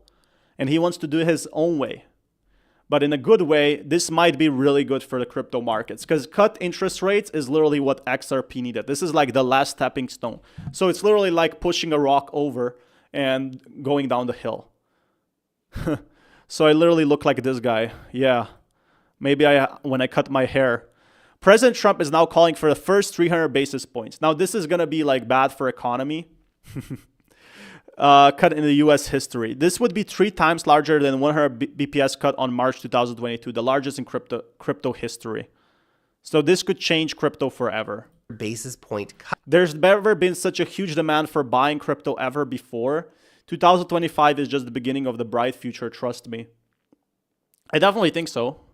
I think a lot of these crypto, like retail investors, are not even back yet. And once they get back, wow. Cut, or a 3% cut, which would bring rates to just above 1%. But Powell is not budging, at least not yet. And look, to be clear, high interest rates don't mean that markets can't pump. Back in the 1990s, we had the entire dot-com bubble with interest rates above 4%. And as you've seen, Bitcoin has gone to new all-time highs this week.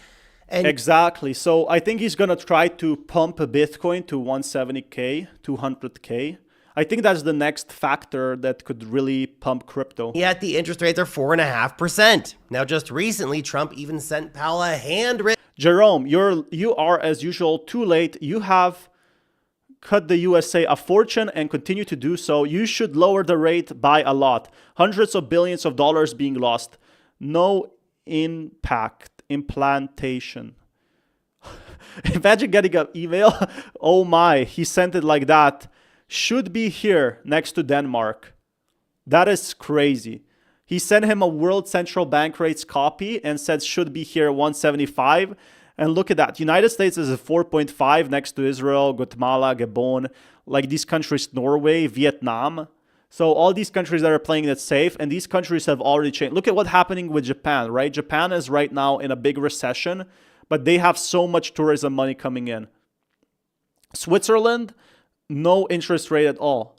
So this would be huge for US, and crypto would be coming in like in a very big way coming back if this happens.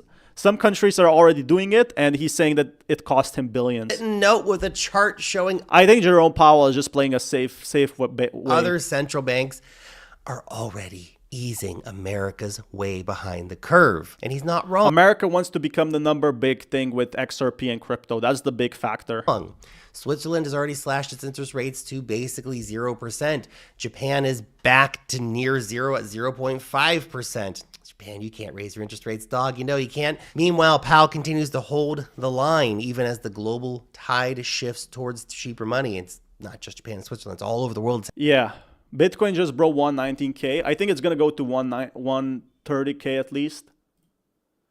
Wow. It just pumped so much right now. So it definitely seems like whales are buying Bitcoin right now. 120K probably next. It's literally exploding at this price point. And this is a very bullish signal. I guess that's why also people are buying. This is a very great indicator. Tomorrow, big news, and this cutting interest rates is actually believing a lot of people will buy things of unheard of. So can you imagine just sending a letter like that? Director of the Federal House. So once we got this email, bam, we literally boosted from there. Bitcoin literally broke 119K as he was reading this, like as I was watching this. Fannie Mae, Freddie Mac boss urges Congress probe Fed Jerome Powell over the deceptive testimony on Palace of Versailles. I think this is just like an excuse for Trump to take over crypto markets and stock markets, of course. The plot thickens because rumors of car price. Look, used car prices may cool off in months ahead. And then there's another factor. Asking rents are falling in 28 major metros. So again, what will you do if you cannot rent out your apartment for $5,000 a month? What will you buy? So you have stock market, which gives very little gains, which is fine if you want to play it safe. And you have the crypto markets. The Bitcoin, like the gold, does not grow that much. So you have a stock market, except like, you know, assets and paintings and sheep and, for example, real estate. You can only buy stock market stuff, or you can buy crypto market stuff. And this is doing the biggest thing right now. So what I am interested is this why the big institutions are buying?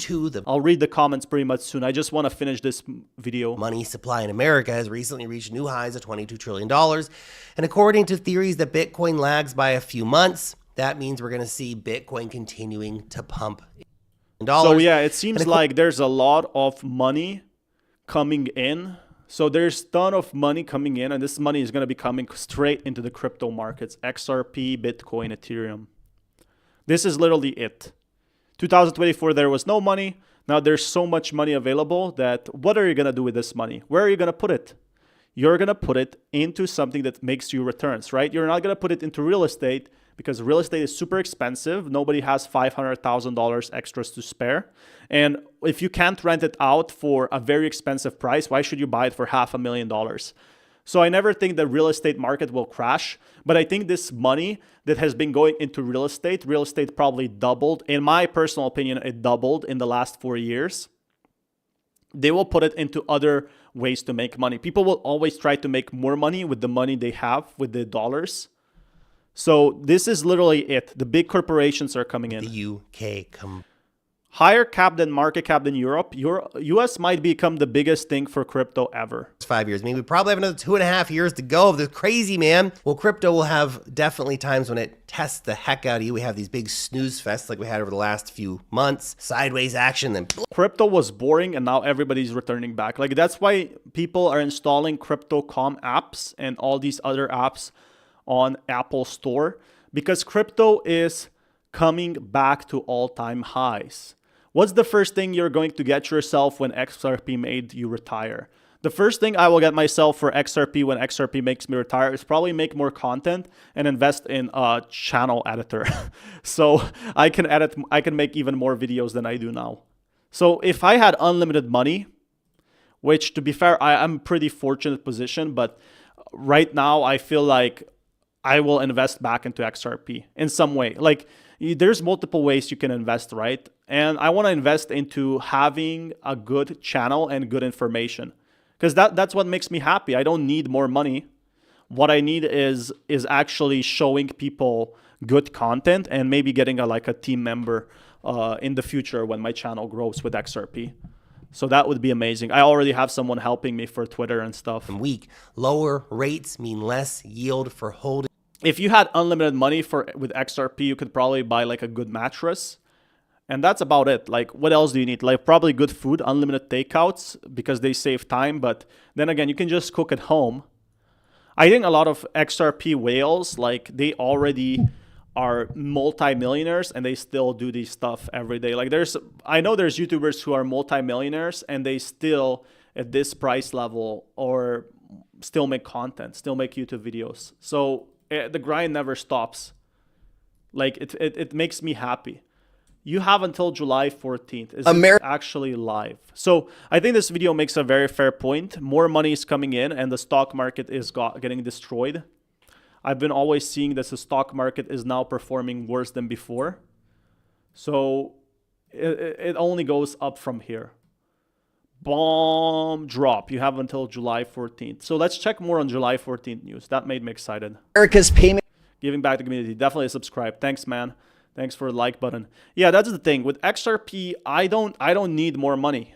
You don't see me. Maybe I have like one affiliate link just because it kind of supports for my food expenses. But I literally do this for zero money. I probably don't make any money from this except ad revenue, which kind of pays for the content. But whatever I do, I will put back in the channel. Because if I need the money, like I was very fortunate. But yeah, focusing on the July 14th, and then we can discuss this further. Right now, I'm so hyped about the prices. Like, bam, bam, bam. Literally, every time I start talking, the crypto markets go up. So what do you think about Ondo and the RWA narrative and Robinhood building on Alt2 Arbitrum? I'll just come back this in 10 minutes or 3 minutes, if that's okay. I'll make a video on this as well. So it's a very good question. I don't know much about Ondo, but I know much about RWA. And here to give a boost to Alt2 narrative, I got to check more on Arbitrum. So I really want to speak about stuff that I know about. I know Robinhood is building on the Ethereum layer 2 as well. So Arbitrum price is very low. I just think that right now the most hype has been on other coins. I know a lot about RWA because I did work with some companies on RWA. I think it's a very big thing, and that's why BlackRock is coming in. General, is crypto being used already by other countries that have already made the step into ISO? Also, what is Ripple and XRP's role in all of ISO? I'm going to answer all. Whoa. What was this chart? Ripple Protocol Conscious RPCA. This looks like those detective charts to me. Why is this? I guess that's all the development all the cryptos are developing. Ripple Protocol Conscious is having Interledger, Hyperledger Quilt connected with IBM. Is this connected together? I think this chart makes zero sense to me. Suddenly rich overnight. Don't touch any money for at least 6 months. Let it sit and continue your life as is. Let it sink in and think before you react. I fully agree. So many people, I heard once a story, I never talked to this guy ever again, but I heard a story of a guy who had $1 million. He had $1 million by trading. It wasn't crypto trading, it was stock trading. And guess what? He lost over $1.2 million partying in a club. So he basically donated $1.2 million. I'm guessing, you know, for the alcohol and the girls. For what? Now he's literally broke. He said he was depressed. How can you be depressed and spend $1.5 million? Like, if I'm depressed, I spend maybe like $300 on a new camera. But imagine losing $1.2 million. It's very unfortunate, and it could probably like change your life together. Whoa, Ripple is at $2.9. Wow, just as talking about this. But there's people whose greed has destroyed them, and they lost like $3 million, $4 million. His role in all of ISO. I'm going to answer all of that in this video. Let's go ahead and get into it, guys. I'm Crypto Sensei. Thanks for being here. Let's jump in. The federal government is releasing this information to better prepare the public and financial institutions for this migration. It says prepare to go live with ISO. What's ISO? Is your EcoWire ecosystem prepared for ISO 20022 on Fedwire funds with these testing enterprise resource planning systems? So I guess that's, if we go fully into detail, that's exactly what we are seeing right now. ISO is an international messaging standard for financial transactions. So that's what Ripple is trying to work on. It's trying to work with the banks. Who has the most money? It's obviously the banks. And you can see that it's working right now. The banks will work with Ripple and XRP, and that's going to be the future for them. 022 is an international standard messaging standard for financial transactions designed to replace a patchwork of old. So let's just think in this for a bit. Where can you make the most amount of money? It's actually with the banks. It's not with the retail investors, because if the banks have the most amount of money, they're going to work with the banks instead. There's literally infinite money glitch with the banks. They have probably $10 million. And they have, you know, $15 million. It's absolutely insane how little money that is to them. And that's what Ripple is trying to do. If it can make these transactions super fast, like the biggest issue with banks is they take 1 day. And now more and more banks are trying to make it same day transfers or instant transfers. So if Ripple can solve this, the banks will pay a hefty thing, because now it's getting more competitive. The whole point of crypto is it's fast transactions that you can send anywhere. Banks needed like a day or 2 days, or they have some sort of bugs or issues.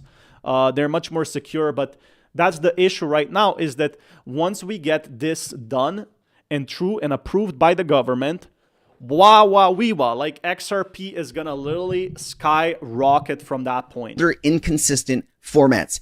It enables all banks and payment systems to speak the same language, making cross-border Yeah, so that's what XRP is trying to do. Look at this.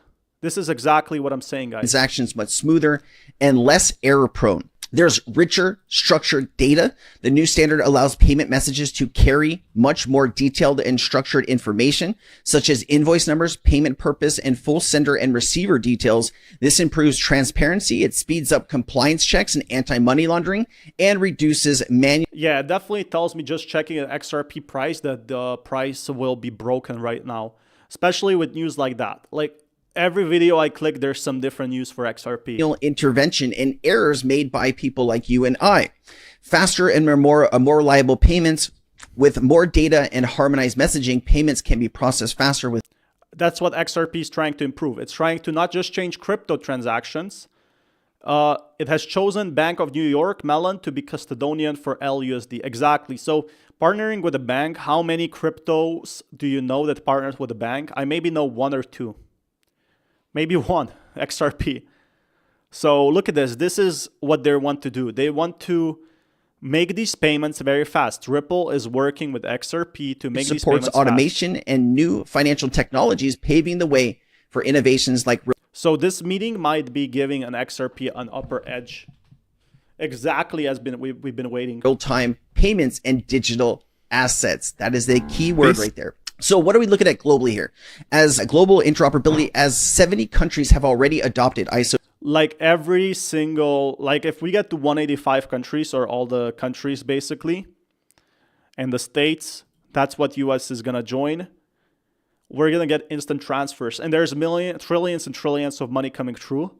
Ripple will probably be paid handsomely to process these transactions. That's why they've been working on a code for 13, 14 years. businesses can interact more seamlessly with international partners. This is crucial for cross-border payments or trade and finance, reducing friction and costs. Also, I wanted to look up all of the ISO, approved tokens, and these are on the screen here: XRP, XLM, XEC, Algo, IOTA, HBAR. Yeah, so these are, all of them are competing, right, to work with the banks. But that's why some of these Algorand and things like that, they haven't been performing that well. Because what we saw is other cryptocurrencies basically pumping, like Ripple having the advantage. Somehow they got first to the government. First distributed ledger technology company to join the ISO 20022 standard. So yes, Ripple was there at the beginning when all of this stuff was being written in. That's exactly what I'm saying. You don't have to be the best cryptocurrency, but you do have to be the first. Like, that's what makes XRP big. It's not, I wouldn't say, there's probably better cryptos than XRP and Ripple, right, for transfers. But just the way, like, McDonald's was first to actually be in making fast food restaurants and burgers, that's what makes crypto really, like, bomb, like what it makes it explode to $3, because they're the first ones to actually make this offer to the government. IOTA and all of these, they could be working, like, the market is super huge. I never heard of XDC. But the issue is a lot of these have dumped because they have found out that XRP is going to be the leading, like, it's been invited to so many conferences, so many events by the US government. Maybe XLM and IOTA might work with countries outside of US, but in my opinion, my non-financial advice is that XRP is the one that's going to be working with the US, where there's trillions of money coming in and out.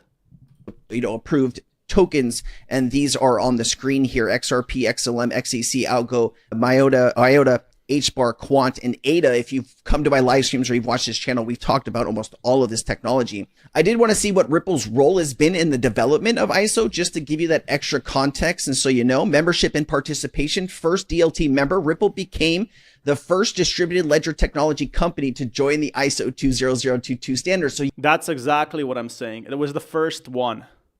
Yes.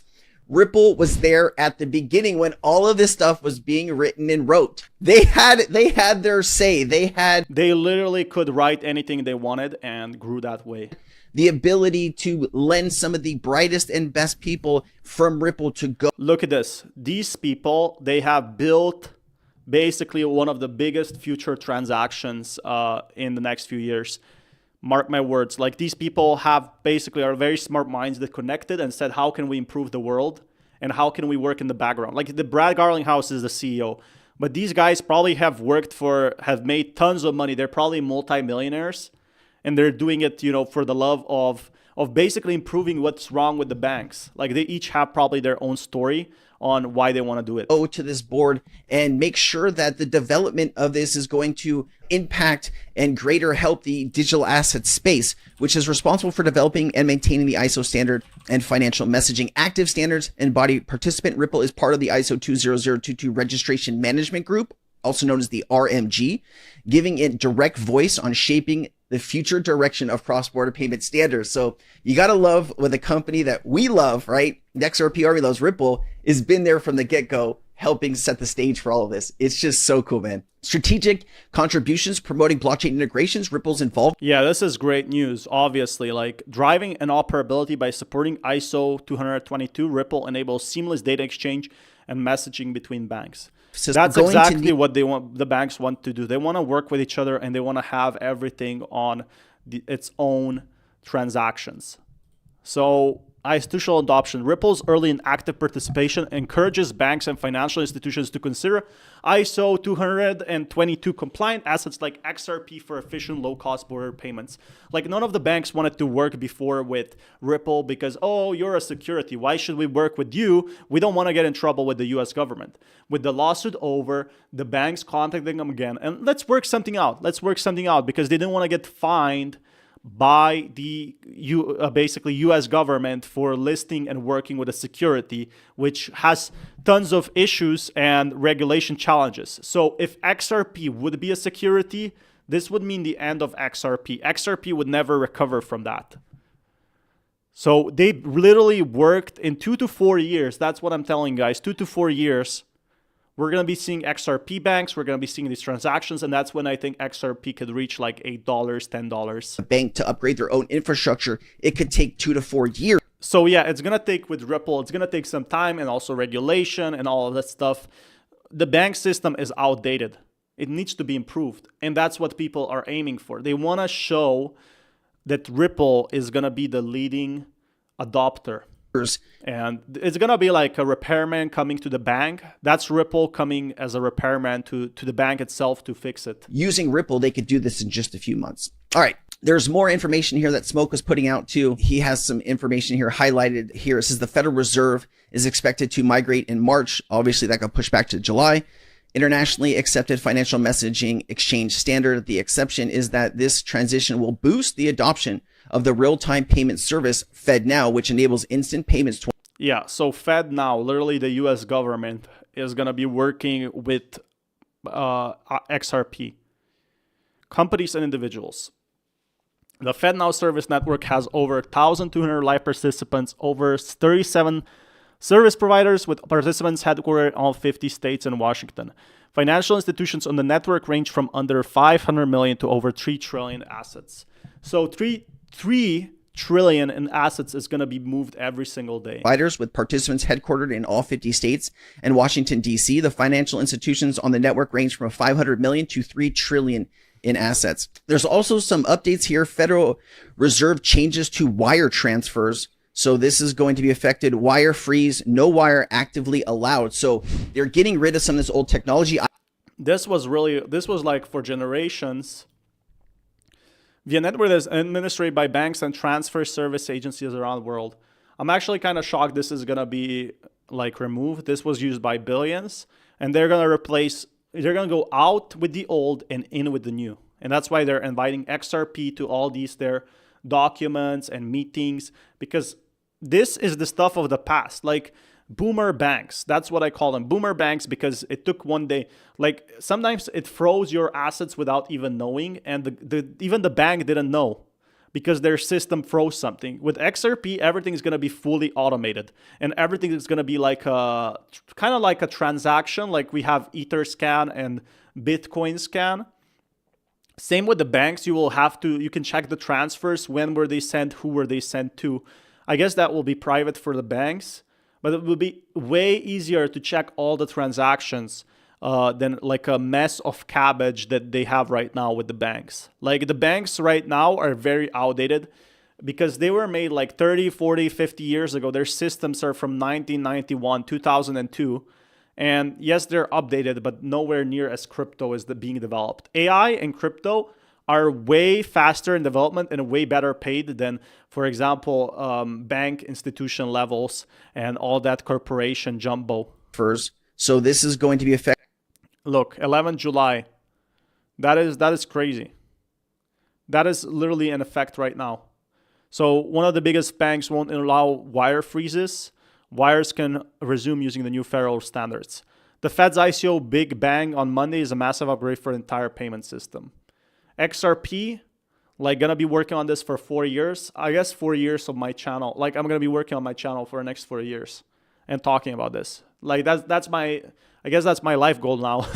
So next 2 to 4 years, I'm gonna be talking and telling you everything that will happen. So the biggest event to happen in payments, and once XRP comes to work in. And, people are saying, hey, is there anything that we can take a look at, any data that would allow us to know if crypto is going to be used in a massive way, on Monday? And so there are other countries, 70 other countries that have already upgraded to real-time gross settlement, and they are using the ISO standard. So let's get a little data on that. Global adoption, daily payment volume. So I wanted to know how many payments are being sent using this new ISO standard already globally. Probably tons and tons is getting sent already, billions. So there's 70 countries that are going to be joining in, and they're going to be using XRP. US-based cryptocurrencies will be tax-free. Wow. I never heard about that. Wait a second. This is actually pretty big news. Tax-free? This means anyone buying these cryptocurrencies will not pay any taxes. Imagine the pump, guys. For me, absolutely incredible. So this is basically a better way for people to buy Algo XRP ADA. And I'm not sure if they're going to be cashing out their Bitcoin by buying XRP and selling it. This is also a possibility in paying in fees and paying 0% taxes. So I'm not going to be sure how this exactly works. Like, can you just sell your ETH into Bitcoin from Bitcoin to and buy instantly XRP and then cash it out?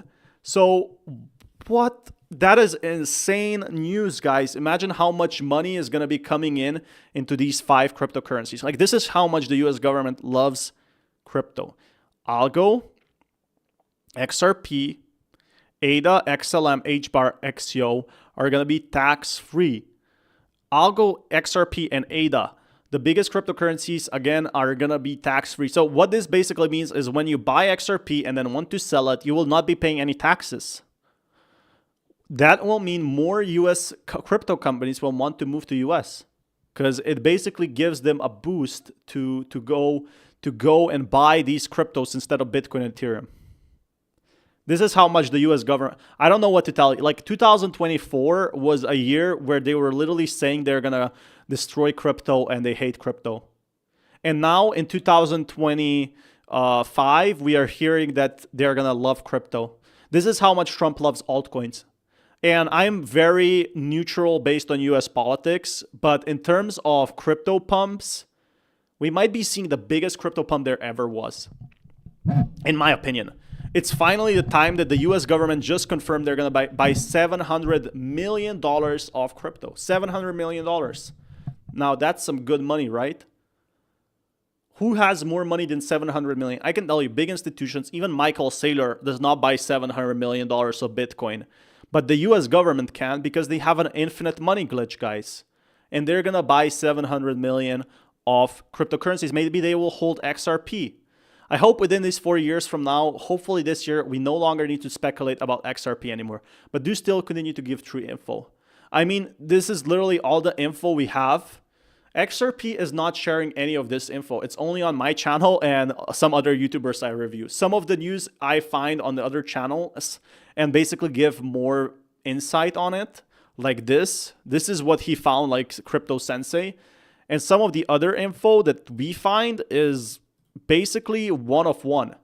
It can be maybe found with only 1,000 views. Money savings, how quickly everything's sped up, where they can move money around instantaneously into different markets to trade during those days. I mean, it's really going to supercharge the financial system. And System we as a whole. holding these tokens here that are mentioned, you know, this is part of the new financial system. So the question you have to ask yourself is, do you want to be a part of the new financial XRP? So yeah, they're going to be working with the new financial system. The US government loves these cryptos because they support the US economy.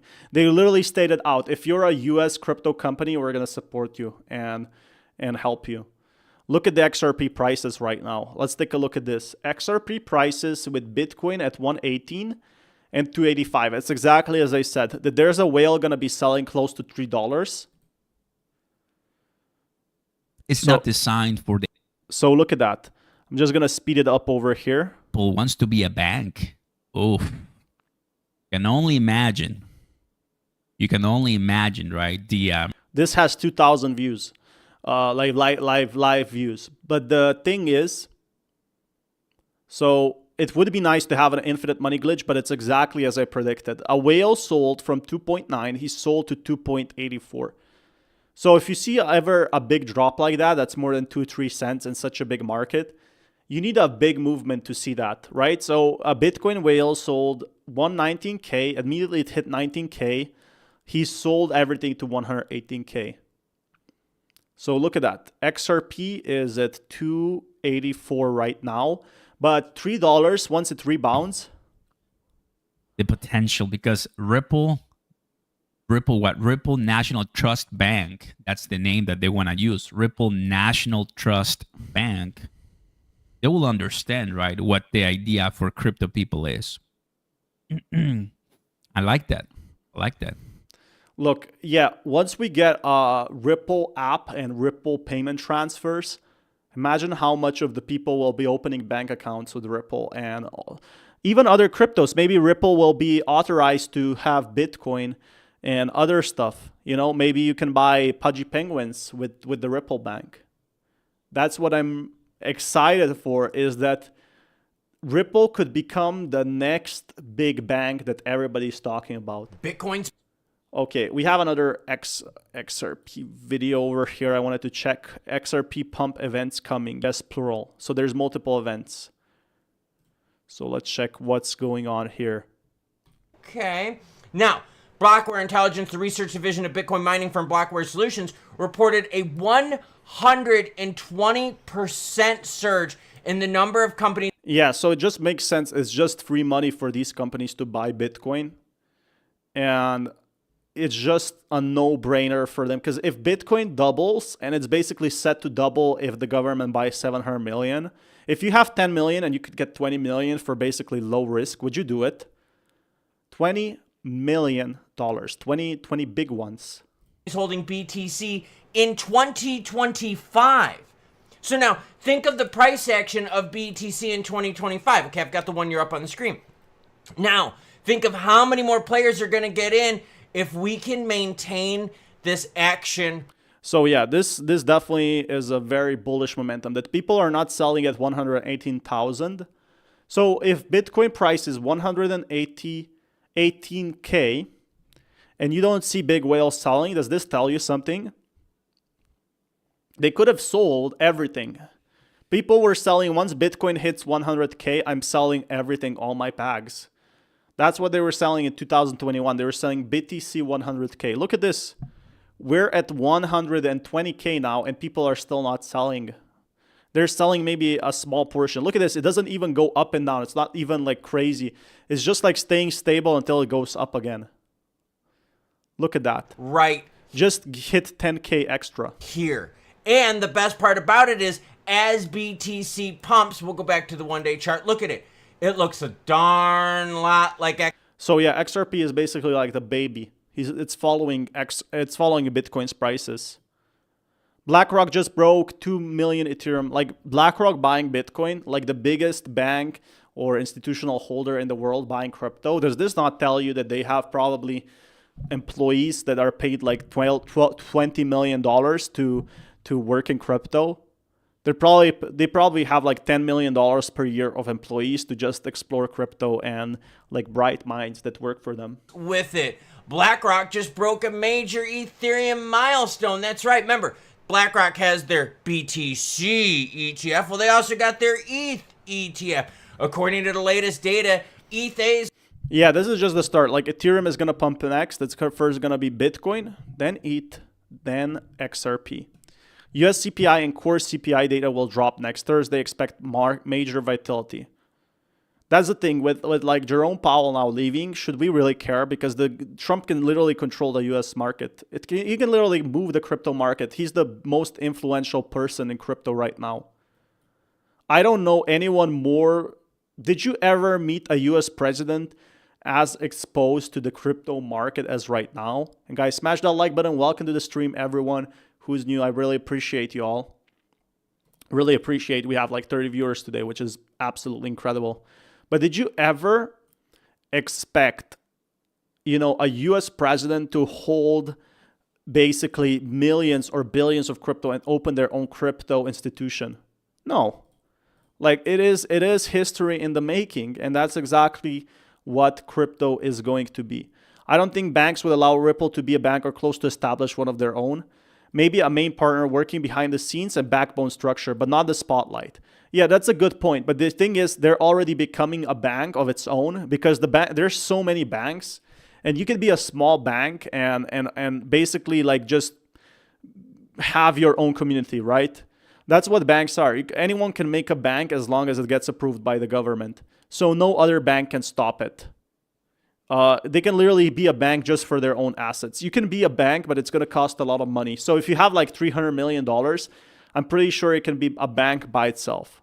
Next week, on Tuesday, well, technically this week, because it's Sunday. I like to start my weeks on Sunday. Happy Sunday, by the way, crypto fans out there listening and watching. Love y'all. US CPI and core CPI data will drop next Tuesday.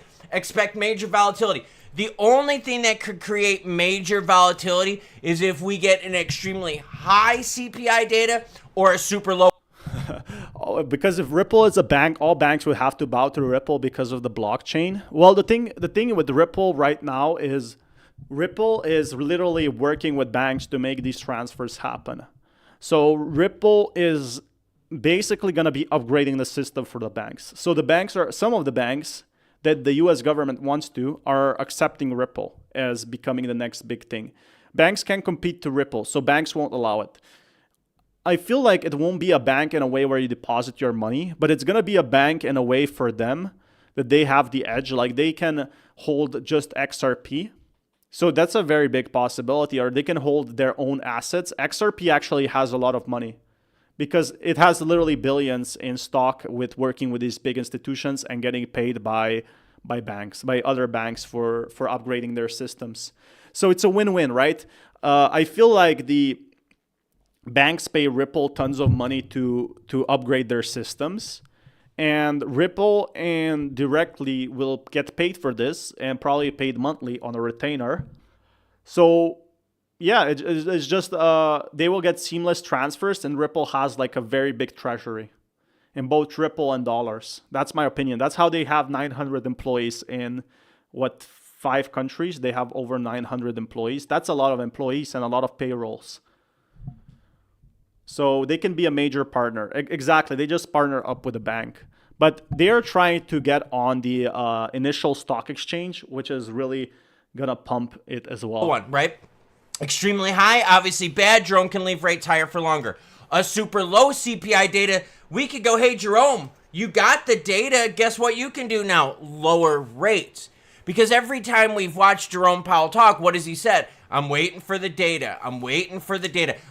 That's why Jerome Powell and Donald Trump are having huge beef, because Jerome Powell was waiting for days and days on end and even months, and nothing happened.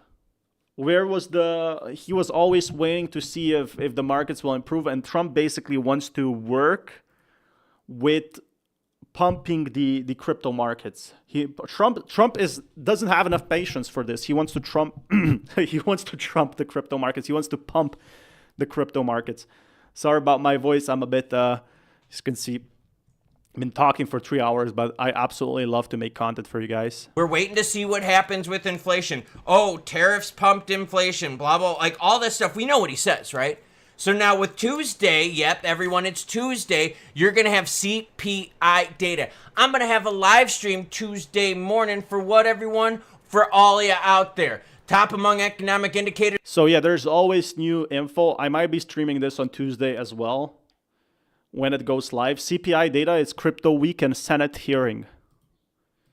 So basically inflation, we're going to see how inflation impacted cryptocurrency and everything else. CPI provides data about the change in the price of goods and services. That's right, inflation. 8:30 a.m. Eastern. CPI for all-time rise is 0.1% in May. I mean, 0.1% is not even that bad. And in 2020, remember what kind of recession we had? The government almost crashed in 2020.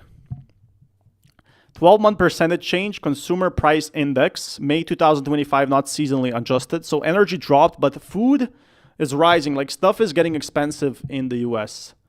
If Ripple becomes a bank, I think it contradicts the playing field. I guess, yeah, it wants to become a crypto. I think the most important factor is Ripple never wanted to be a cryptocurrency, like a decentralized sort of way. I think it always wanted to just work with the technology, just like Ethereum having like these seamless transactions.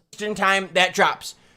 Big key is this. Jerome always says, I'm waiting for the data to make my decision. He doesn't sound like that. I don't have a Jerome voice, okay? Well, here's your data, and we're going to share it live. Now, right now, crypto market is still healthy volume-wise. Look at this. Yeah, so right now the markets are so healthy, they're not going down. It definitely seems like we are going towards another pump. And it seems like the institutions are preparing for this pump to sell it back to retail investors.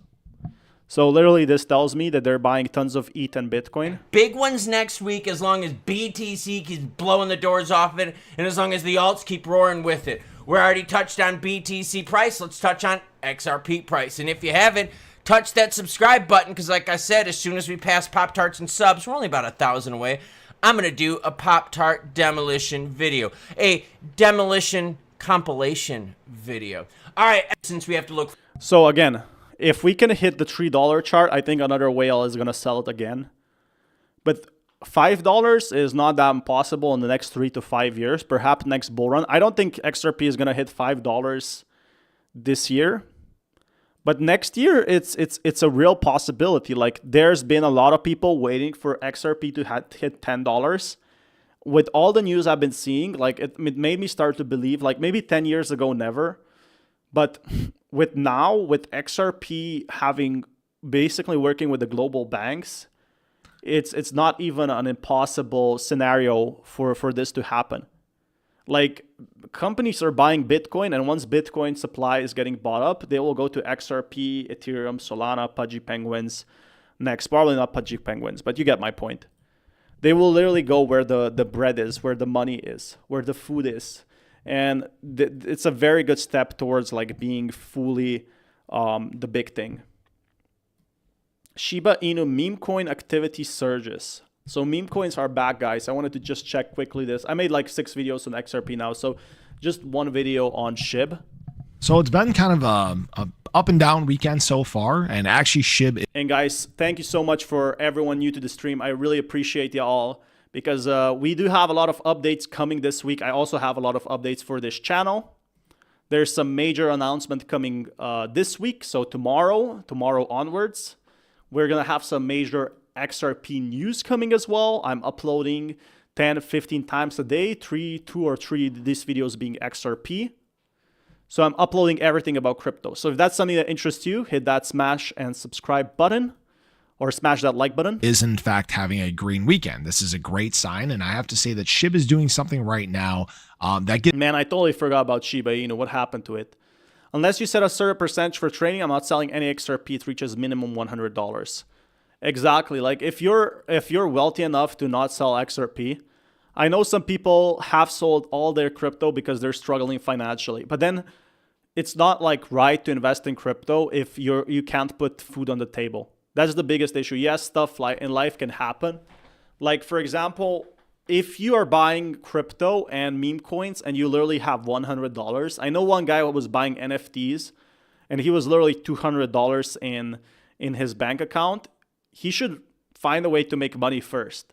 Crypto is always going to be the second thing, right? Gives us a lot of promise moving forward. I do want to kind of do an overall gauge on the market here and give everybody some context heading into the early part of the week. So if you guys are new or haven't already, show your support for the channel down below. Hit that subscribe button, that bell. It's free to do. It'll keep you updated anytime there's new content live here on the channel. So yes, SHIB is actually higher than yesterday's open, which is a great sign. What's been happening with these meme coins? Like, literally meme coins have been coming back, not just XRP. Seems like everything is coming back at a brand new level. 25% for Pepe. Like, what type of crypto on 27% market cap can come back? Pepe. Wow. This is incredible. Like, this basically means if you put $1,000, you got, before that, you got, yeah, $250 back. So if you put $10,000, that's $2,500. If you put 100K, that's 25K in 1 week. And that's only in crypto.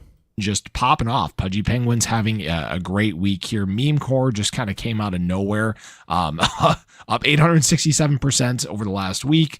Mog up 82%. Just to give you guys, I never heard of any of these meme coins. Guys, Pepe. SHIB has always been like one of the first meme coins next to Doge on Ethereum. It'll matriculate around the space. If you guys remember back in early 2024, February into March, we saw this exact same thing happen. That was right before. So 2024 was the same patterns. Like, I think the biggest gainers are going to be XRP and utility coins, as I said. But the second one might be because retail investors are really coming back into crypto. They're coming back at a massive level. So to me, this just says how much there is like people installing their crypto apps back again because they're hoping for these meme coins to rise. Up some ground here too. We saw whale accumulation yesterday after a day of. So yeah, sometimes whales buy back and they sell at low level. That's exactly what's happening with SHIB. Unloading, so they've been net positive over the last 3 or 4 days or so, which is great. So yeah, some of these whales, they sell where SHIB is high and buy it when it's low. So don't like hold the bag. H bar is almost at 0.25 cents. Let me just type in H bar, Hedera. Wow. Okay, so H bar's maximum was 42 cents. It's now at 24 cents. Let's make a video on H bar next. And we're also going to be making a video on Pepe. I made like, I can make more XRP videos pretty much soon, but I made so many videos on SHIB. And now, I used to do SHIB 4 years ago. That's how I know so much stuff about it. Genius Act, we have the Clarity Act, we have discussions around. Again, the issue I have with SHIB is what type of utility does it provide to the average buyer? So it doesn't do that much in terms of like new content. Yes, the reason people buy SHIB, I have seen in the last 4 years, is whales who buy and sell it. They literally do day trading. That's what SHIB's main priority is right now. And it's definitely looking like this pattern is starting again. So 13% up. And whales, if they put like $200,000, $300,000 in and make back $100,000. So it's kind of, if they know how to trade and when cryptos go up, because Shiba Inu is so low at this price point, they maybe sell it for 2x, 3x. And make a ton of money like that. There's a way to make money like this. I think it's super stressful, especially when you put so much money in. So just realize that this might be the most stressful job in the world if you ever decide to do it. Hedera, though, Hedera is actually back at its all-time highs almost. So let's check Hedera coin. Number 15 on the charts. Bam. Number 15 just pumped to from literally 15 cents to 25 cents. Can you imagine like you told someone in 1945 that you have put something in like a virtual coin and it just like almost doubled your money? They would call it a Ponzi.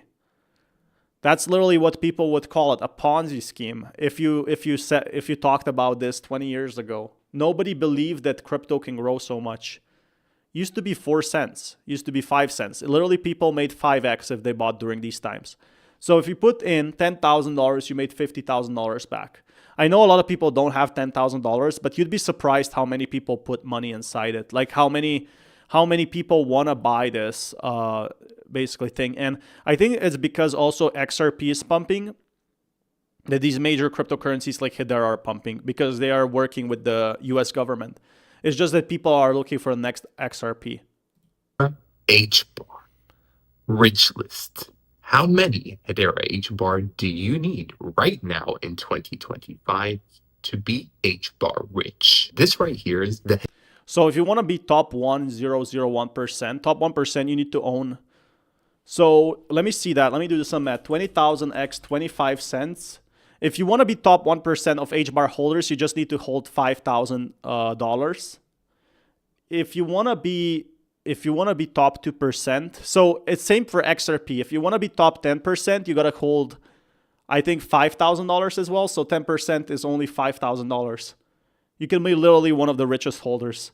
But I'm guessing this is like on people who hold on wallets, not on exchanges. So there's plenty of rich people who don't hold on there. Hedera H bar, or if you own a single H bar actually, or a million. The audio is a bit messed up on his part, but that's completely fine. I can still understand him. I don't know if you guys can. So in 30 days, H bar pumped a lot after this buy signal turned on in November, and this is the same buy signal that just turned on. So hopefully we are going to go up a lot now in 2025. And on the all-time chart of Hedera H bar, it's also about to turn X. So if Hedera had Ethereum's market cap, a 1 H bar would be worth $8. Can it hit $8? It's going to be hard, right? Because right now XRP is still leading all the government market, all the updates and hype. It's XRP that is actually working with the government. But can it reach $1? Can it reach $2? Yeah, I don't think it's ever going to reach like Bitcoin's market cap unless it's like 20, 40 years. I mean like 10, 15 years. That's the only time I can see HBAR really exploding to $55 or they have huge burns. The thing is, you don't even need 245x. Do you really need that much money? You can just take a win. The issue is you don't know when it's gonna drop to 5-10 cents again. That's what you gotta watch out for. The digital economy. Hedera HBAR will be a multi-trillion-dollar cryptocurrency. That's what I don't understand, right? I don't want to be an HBAR negative guy, but what better is it doing than XRP? XRP is on the way to be a trillion at this point. You gotta fill that empty glass with water. Stay hydrated. Thanks, my man. I actually gotta do that because my voice has been cracking down. Thanks, bro. So yeah, all these cryptos like Pepe is gonna be growing. Never heard of this going gold GC. What is this? Team will not dump on you anymore. Oh yeah, this is basically on the HBAR. It's a market cap 1.8 million. So that's interesting, but like 3,000 stock. Not too sure what the point of that. But Hedera is the trusted platform for building fast, secure, and compliant decentralized applications. So there is one way that HBAR can actually make it, and that is becoming like a different thing compared to XRP. So it might never work with banks and institutions, but it can build like applications and apps. And it can work with XRP in that way. So there's the big factor that I see HBAR win. It doesn't have to compete with XRP because it will not enter the US government, but it can still build and have all this technology behind. Look, it actually takes 0.0001 cent average cost per transaction. That's something XRP is doing anyway. So growth is in together. I totally agree, bro. Seconds to conscious finality, 3 seconds. Total mainnet transactions, 72 million.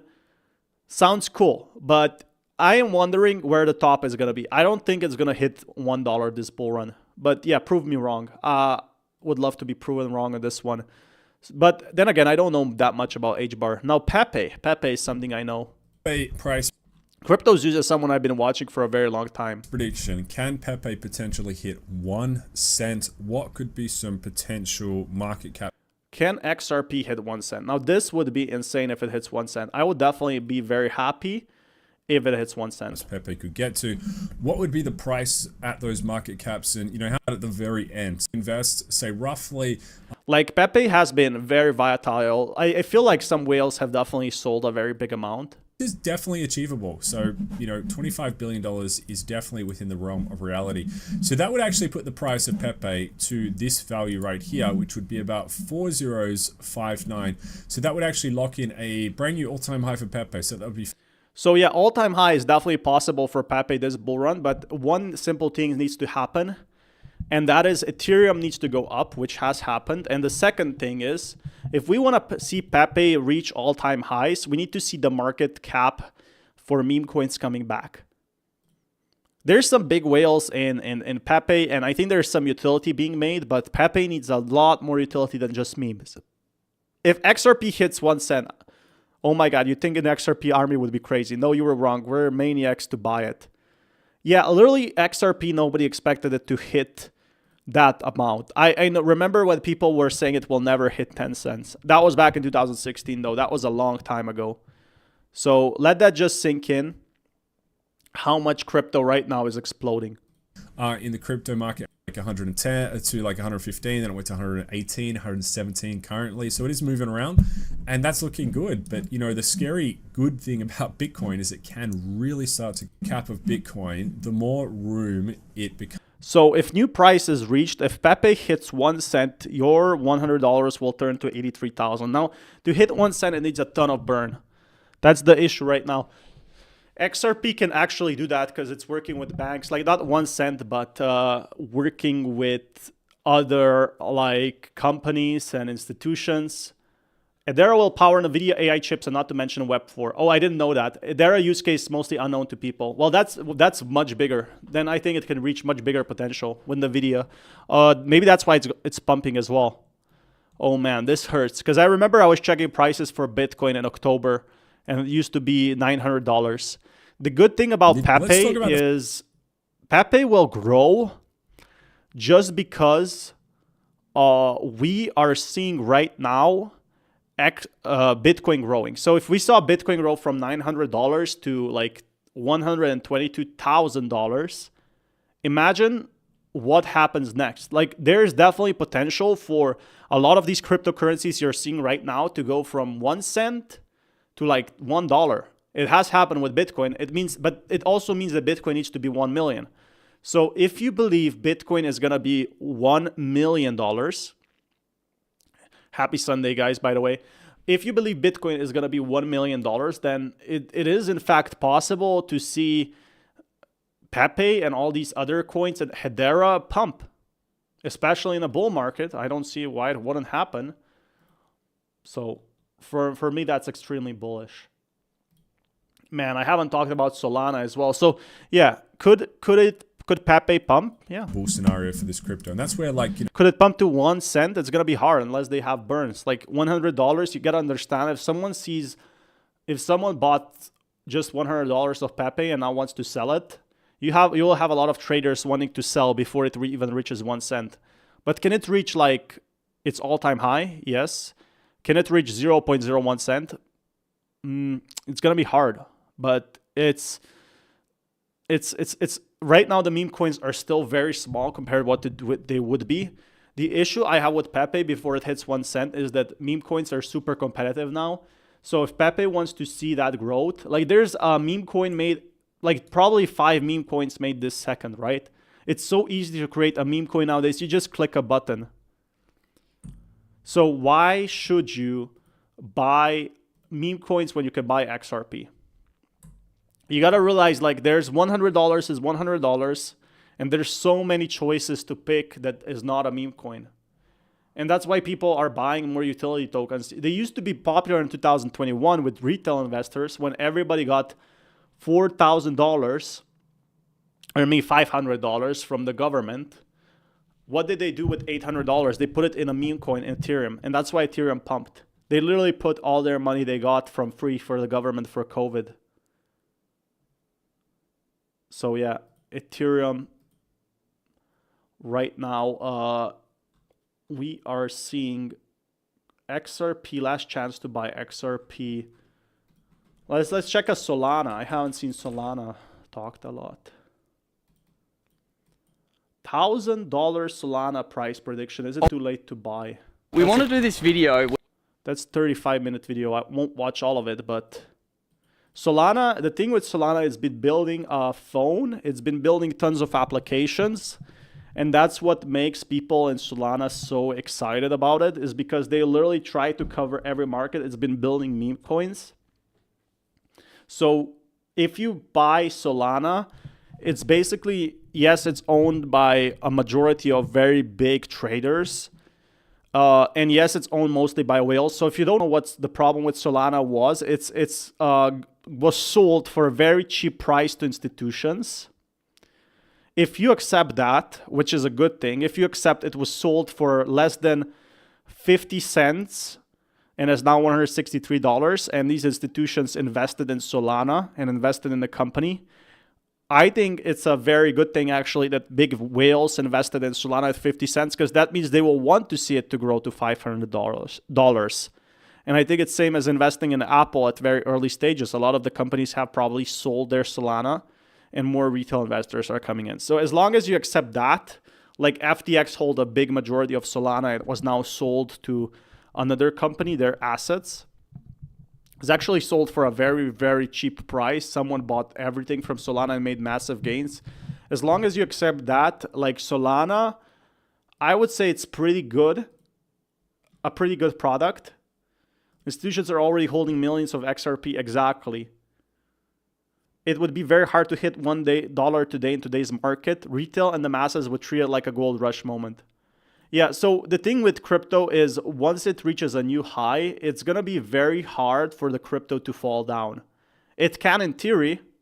If we get another black swan event like FTX crashing, we could be seeing another, Solana drop to $9. Nobody expected that. XRP to 20 cents. Nobody expected that.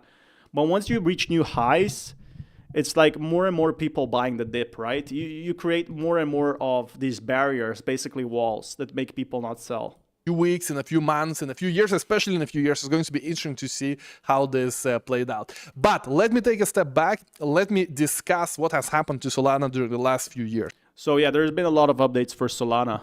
And by the way, this is the Tolly from... Everybody thought it was gonna like stop overall, but there's been a lot of development for it. Coins, all of the volume, all of the users are on Solana. Solana is the chain that captures most of new users into crypto. When people learn about crypto today, they download Phantom Wallet.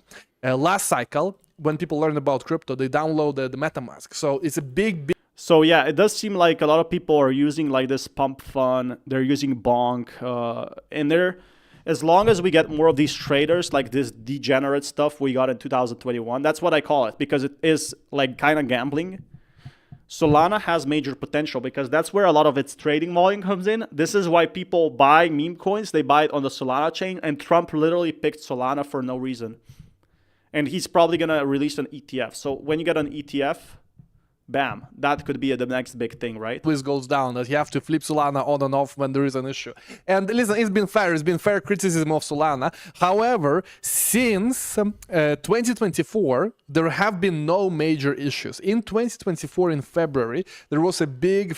So this issue was just FUD, basically. There was a 5-hour issue that didn't do anything, but 2025, it basically fixed this issue. And the biggest issue that people were saying that Solana is down, it crashed the price.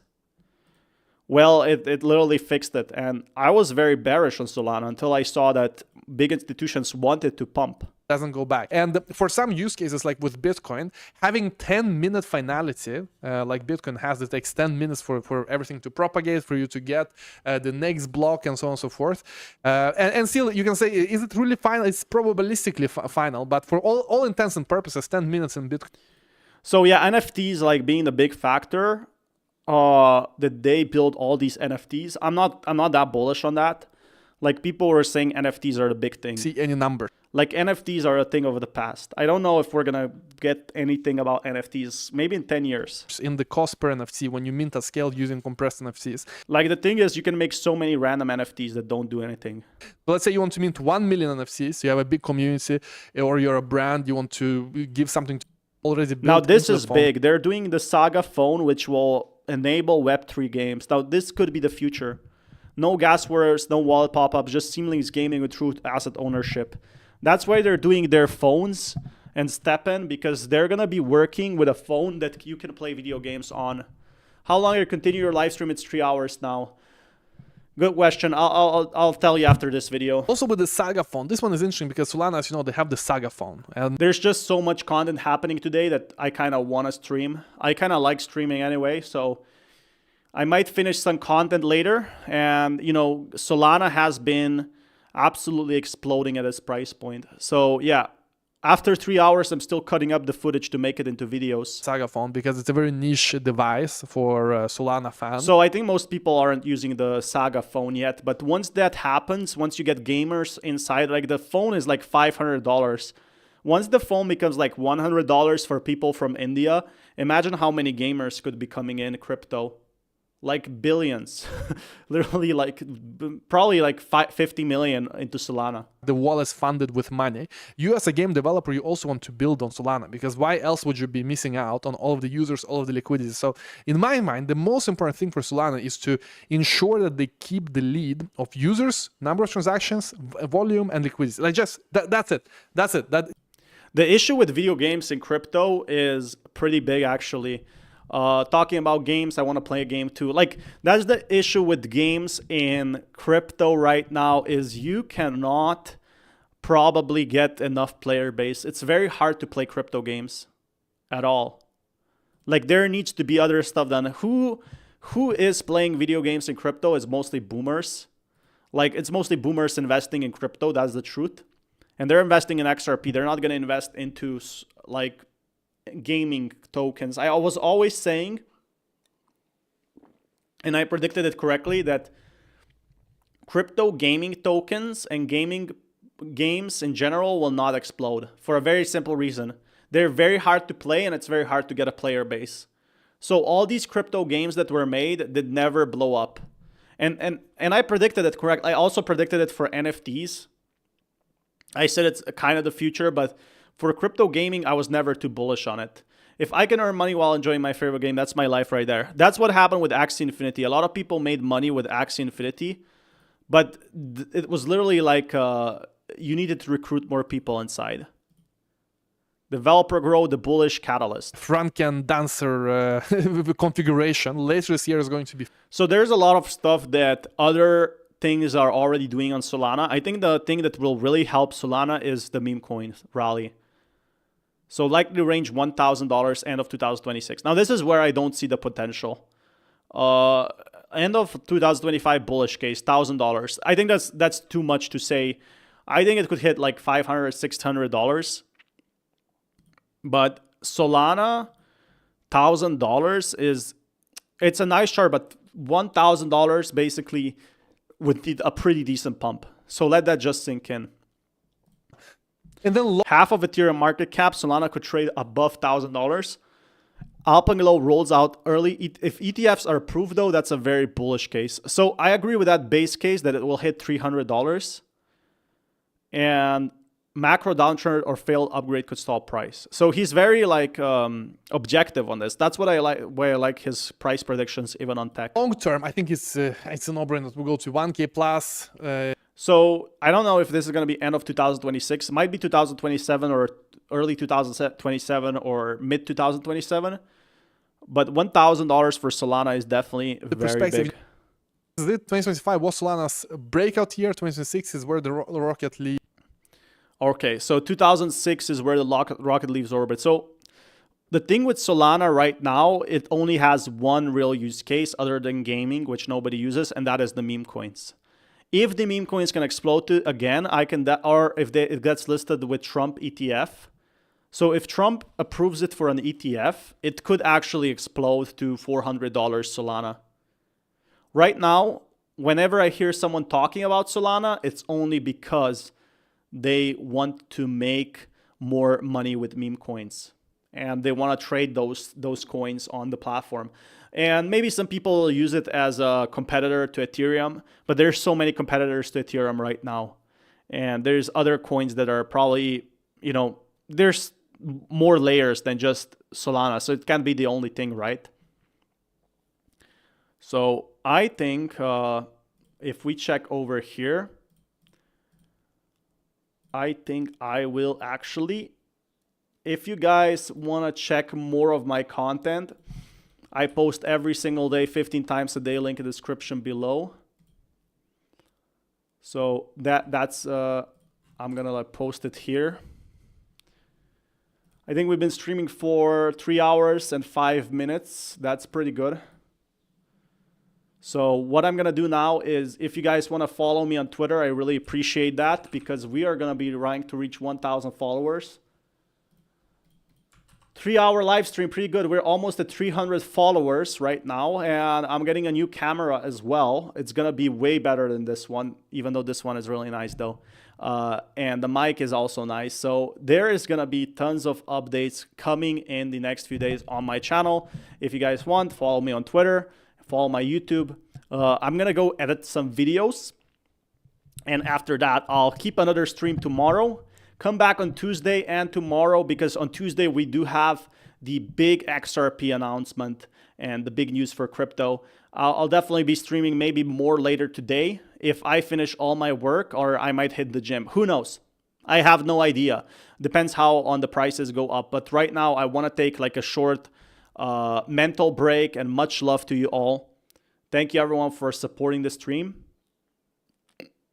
And yeah, talking for 3 hours definitely made me very hyped after my morning coffee. So yeah, much love to you all. I'm gonna edit some videos. I'm gonna make some work. Welcome everyone joining to the stream. And if you have any suggestions, I'll be around later. I'll be up.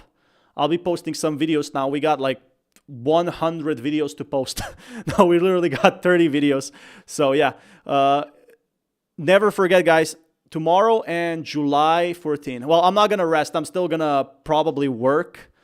It's just that I'm gonna upload all this footage and all these clips we got from XRP. I'm gonna post it as a content. I shouldn't sleep on that anyway. The stream is nice, but I have over 3 hours of footage to edit now. And I also want to grow my Twitter a bit. I'm basically multitasking. So Twitter, 1,000 followers, and then we get more live streams on. Maybe even like one day I will do an 8-hour live stream.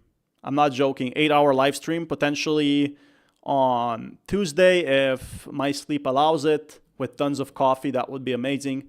And I really appreciate you guys. We got 650 people joining in and 20 concurrent viewers.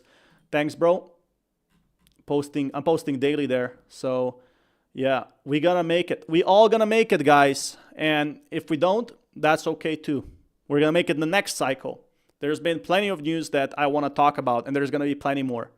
So yeah, peace everyone. Thank you so much. Check out the links in the description below, and see you soon. 3-hour stream. I would stream more, but have some work to finish. That's the big problem. So yeah, it's actually, yeah, it's time to call it a night, basically, to work more on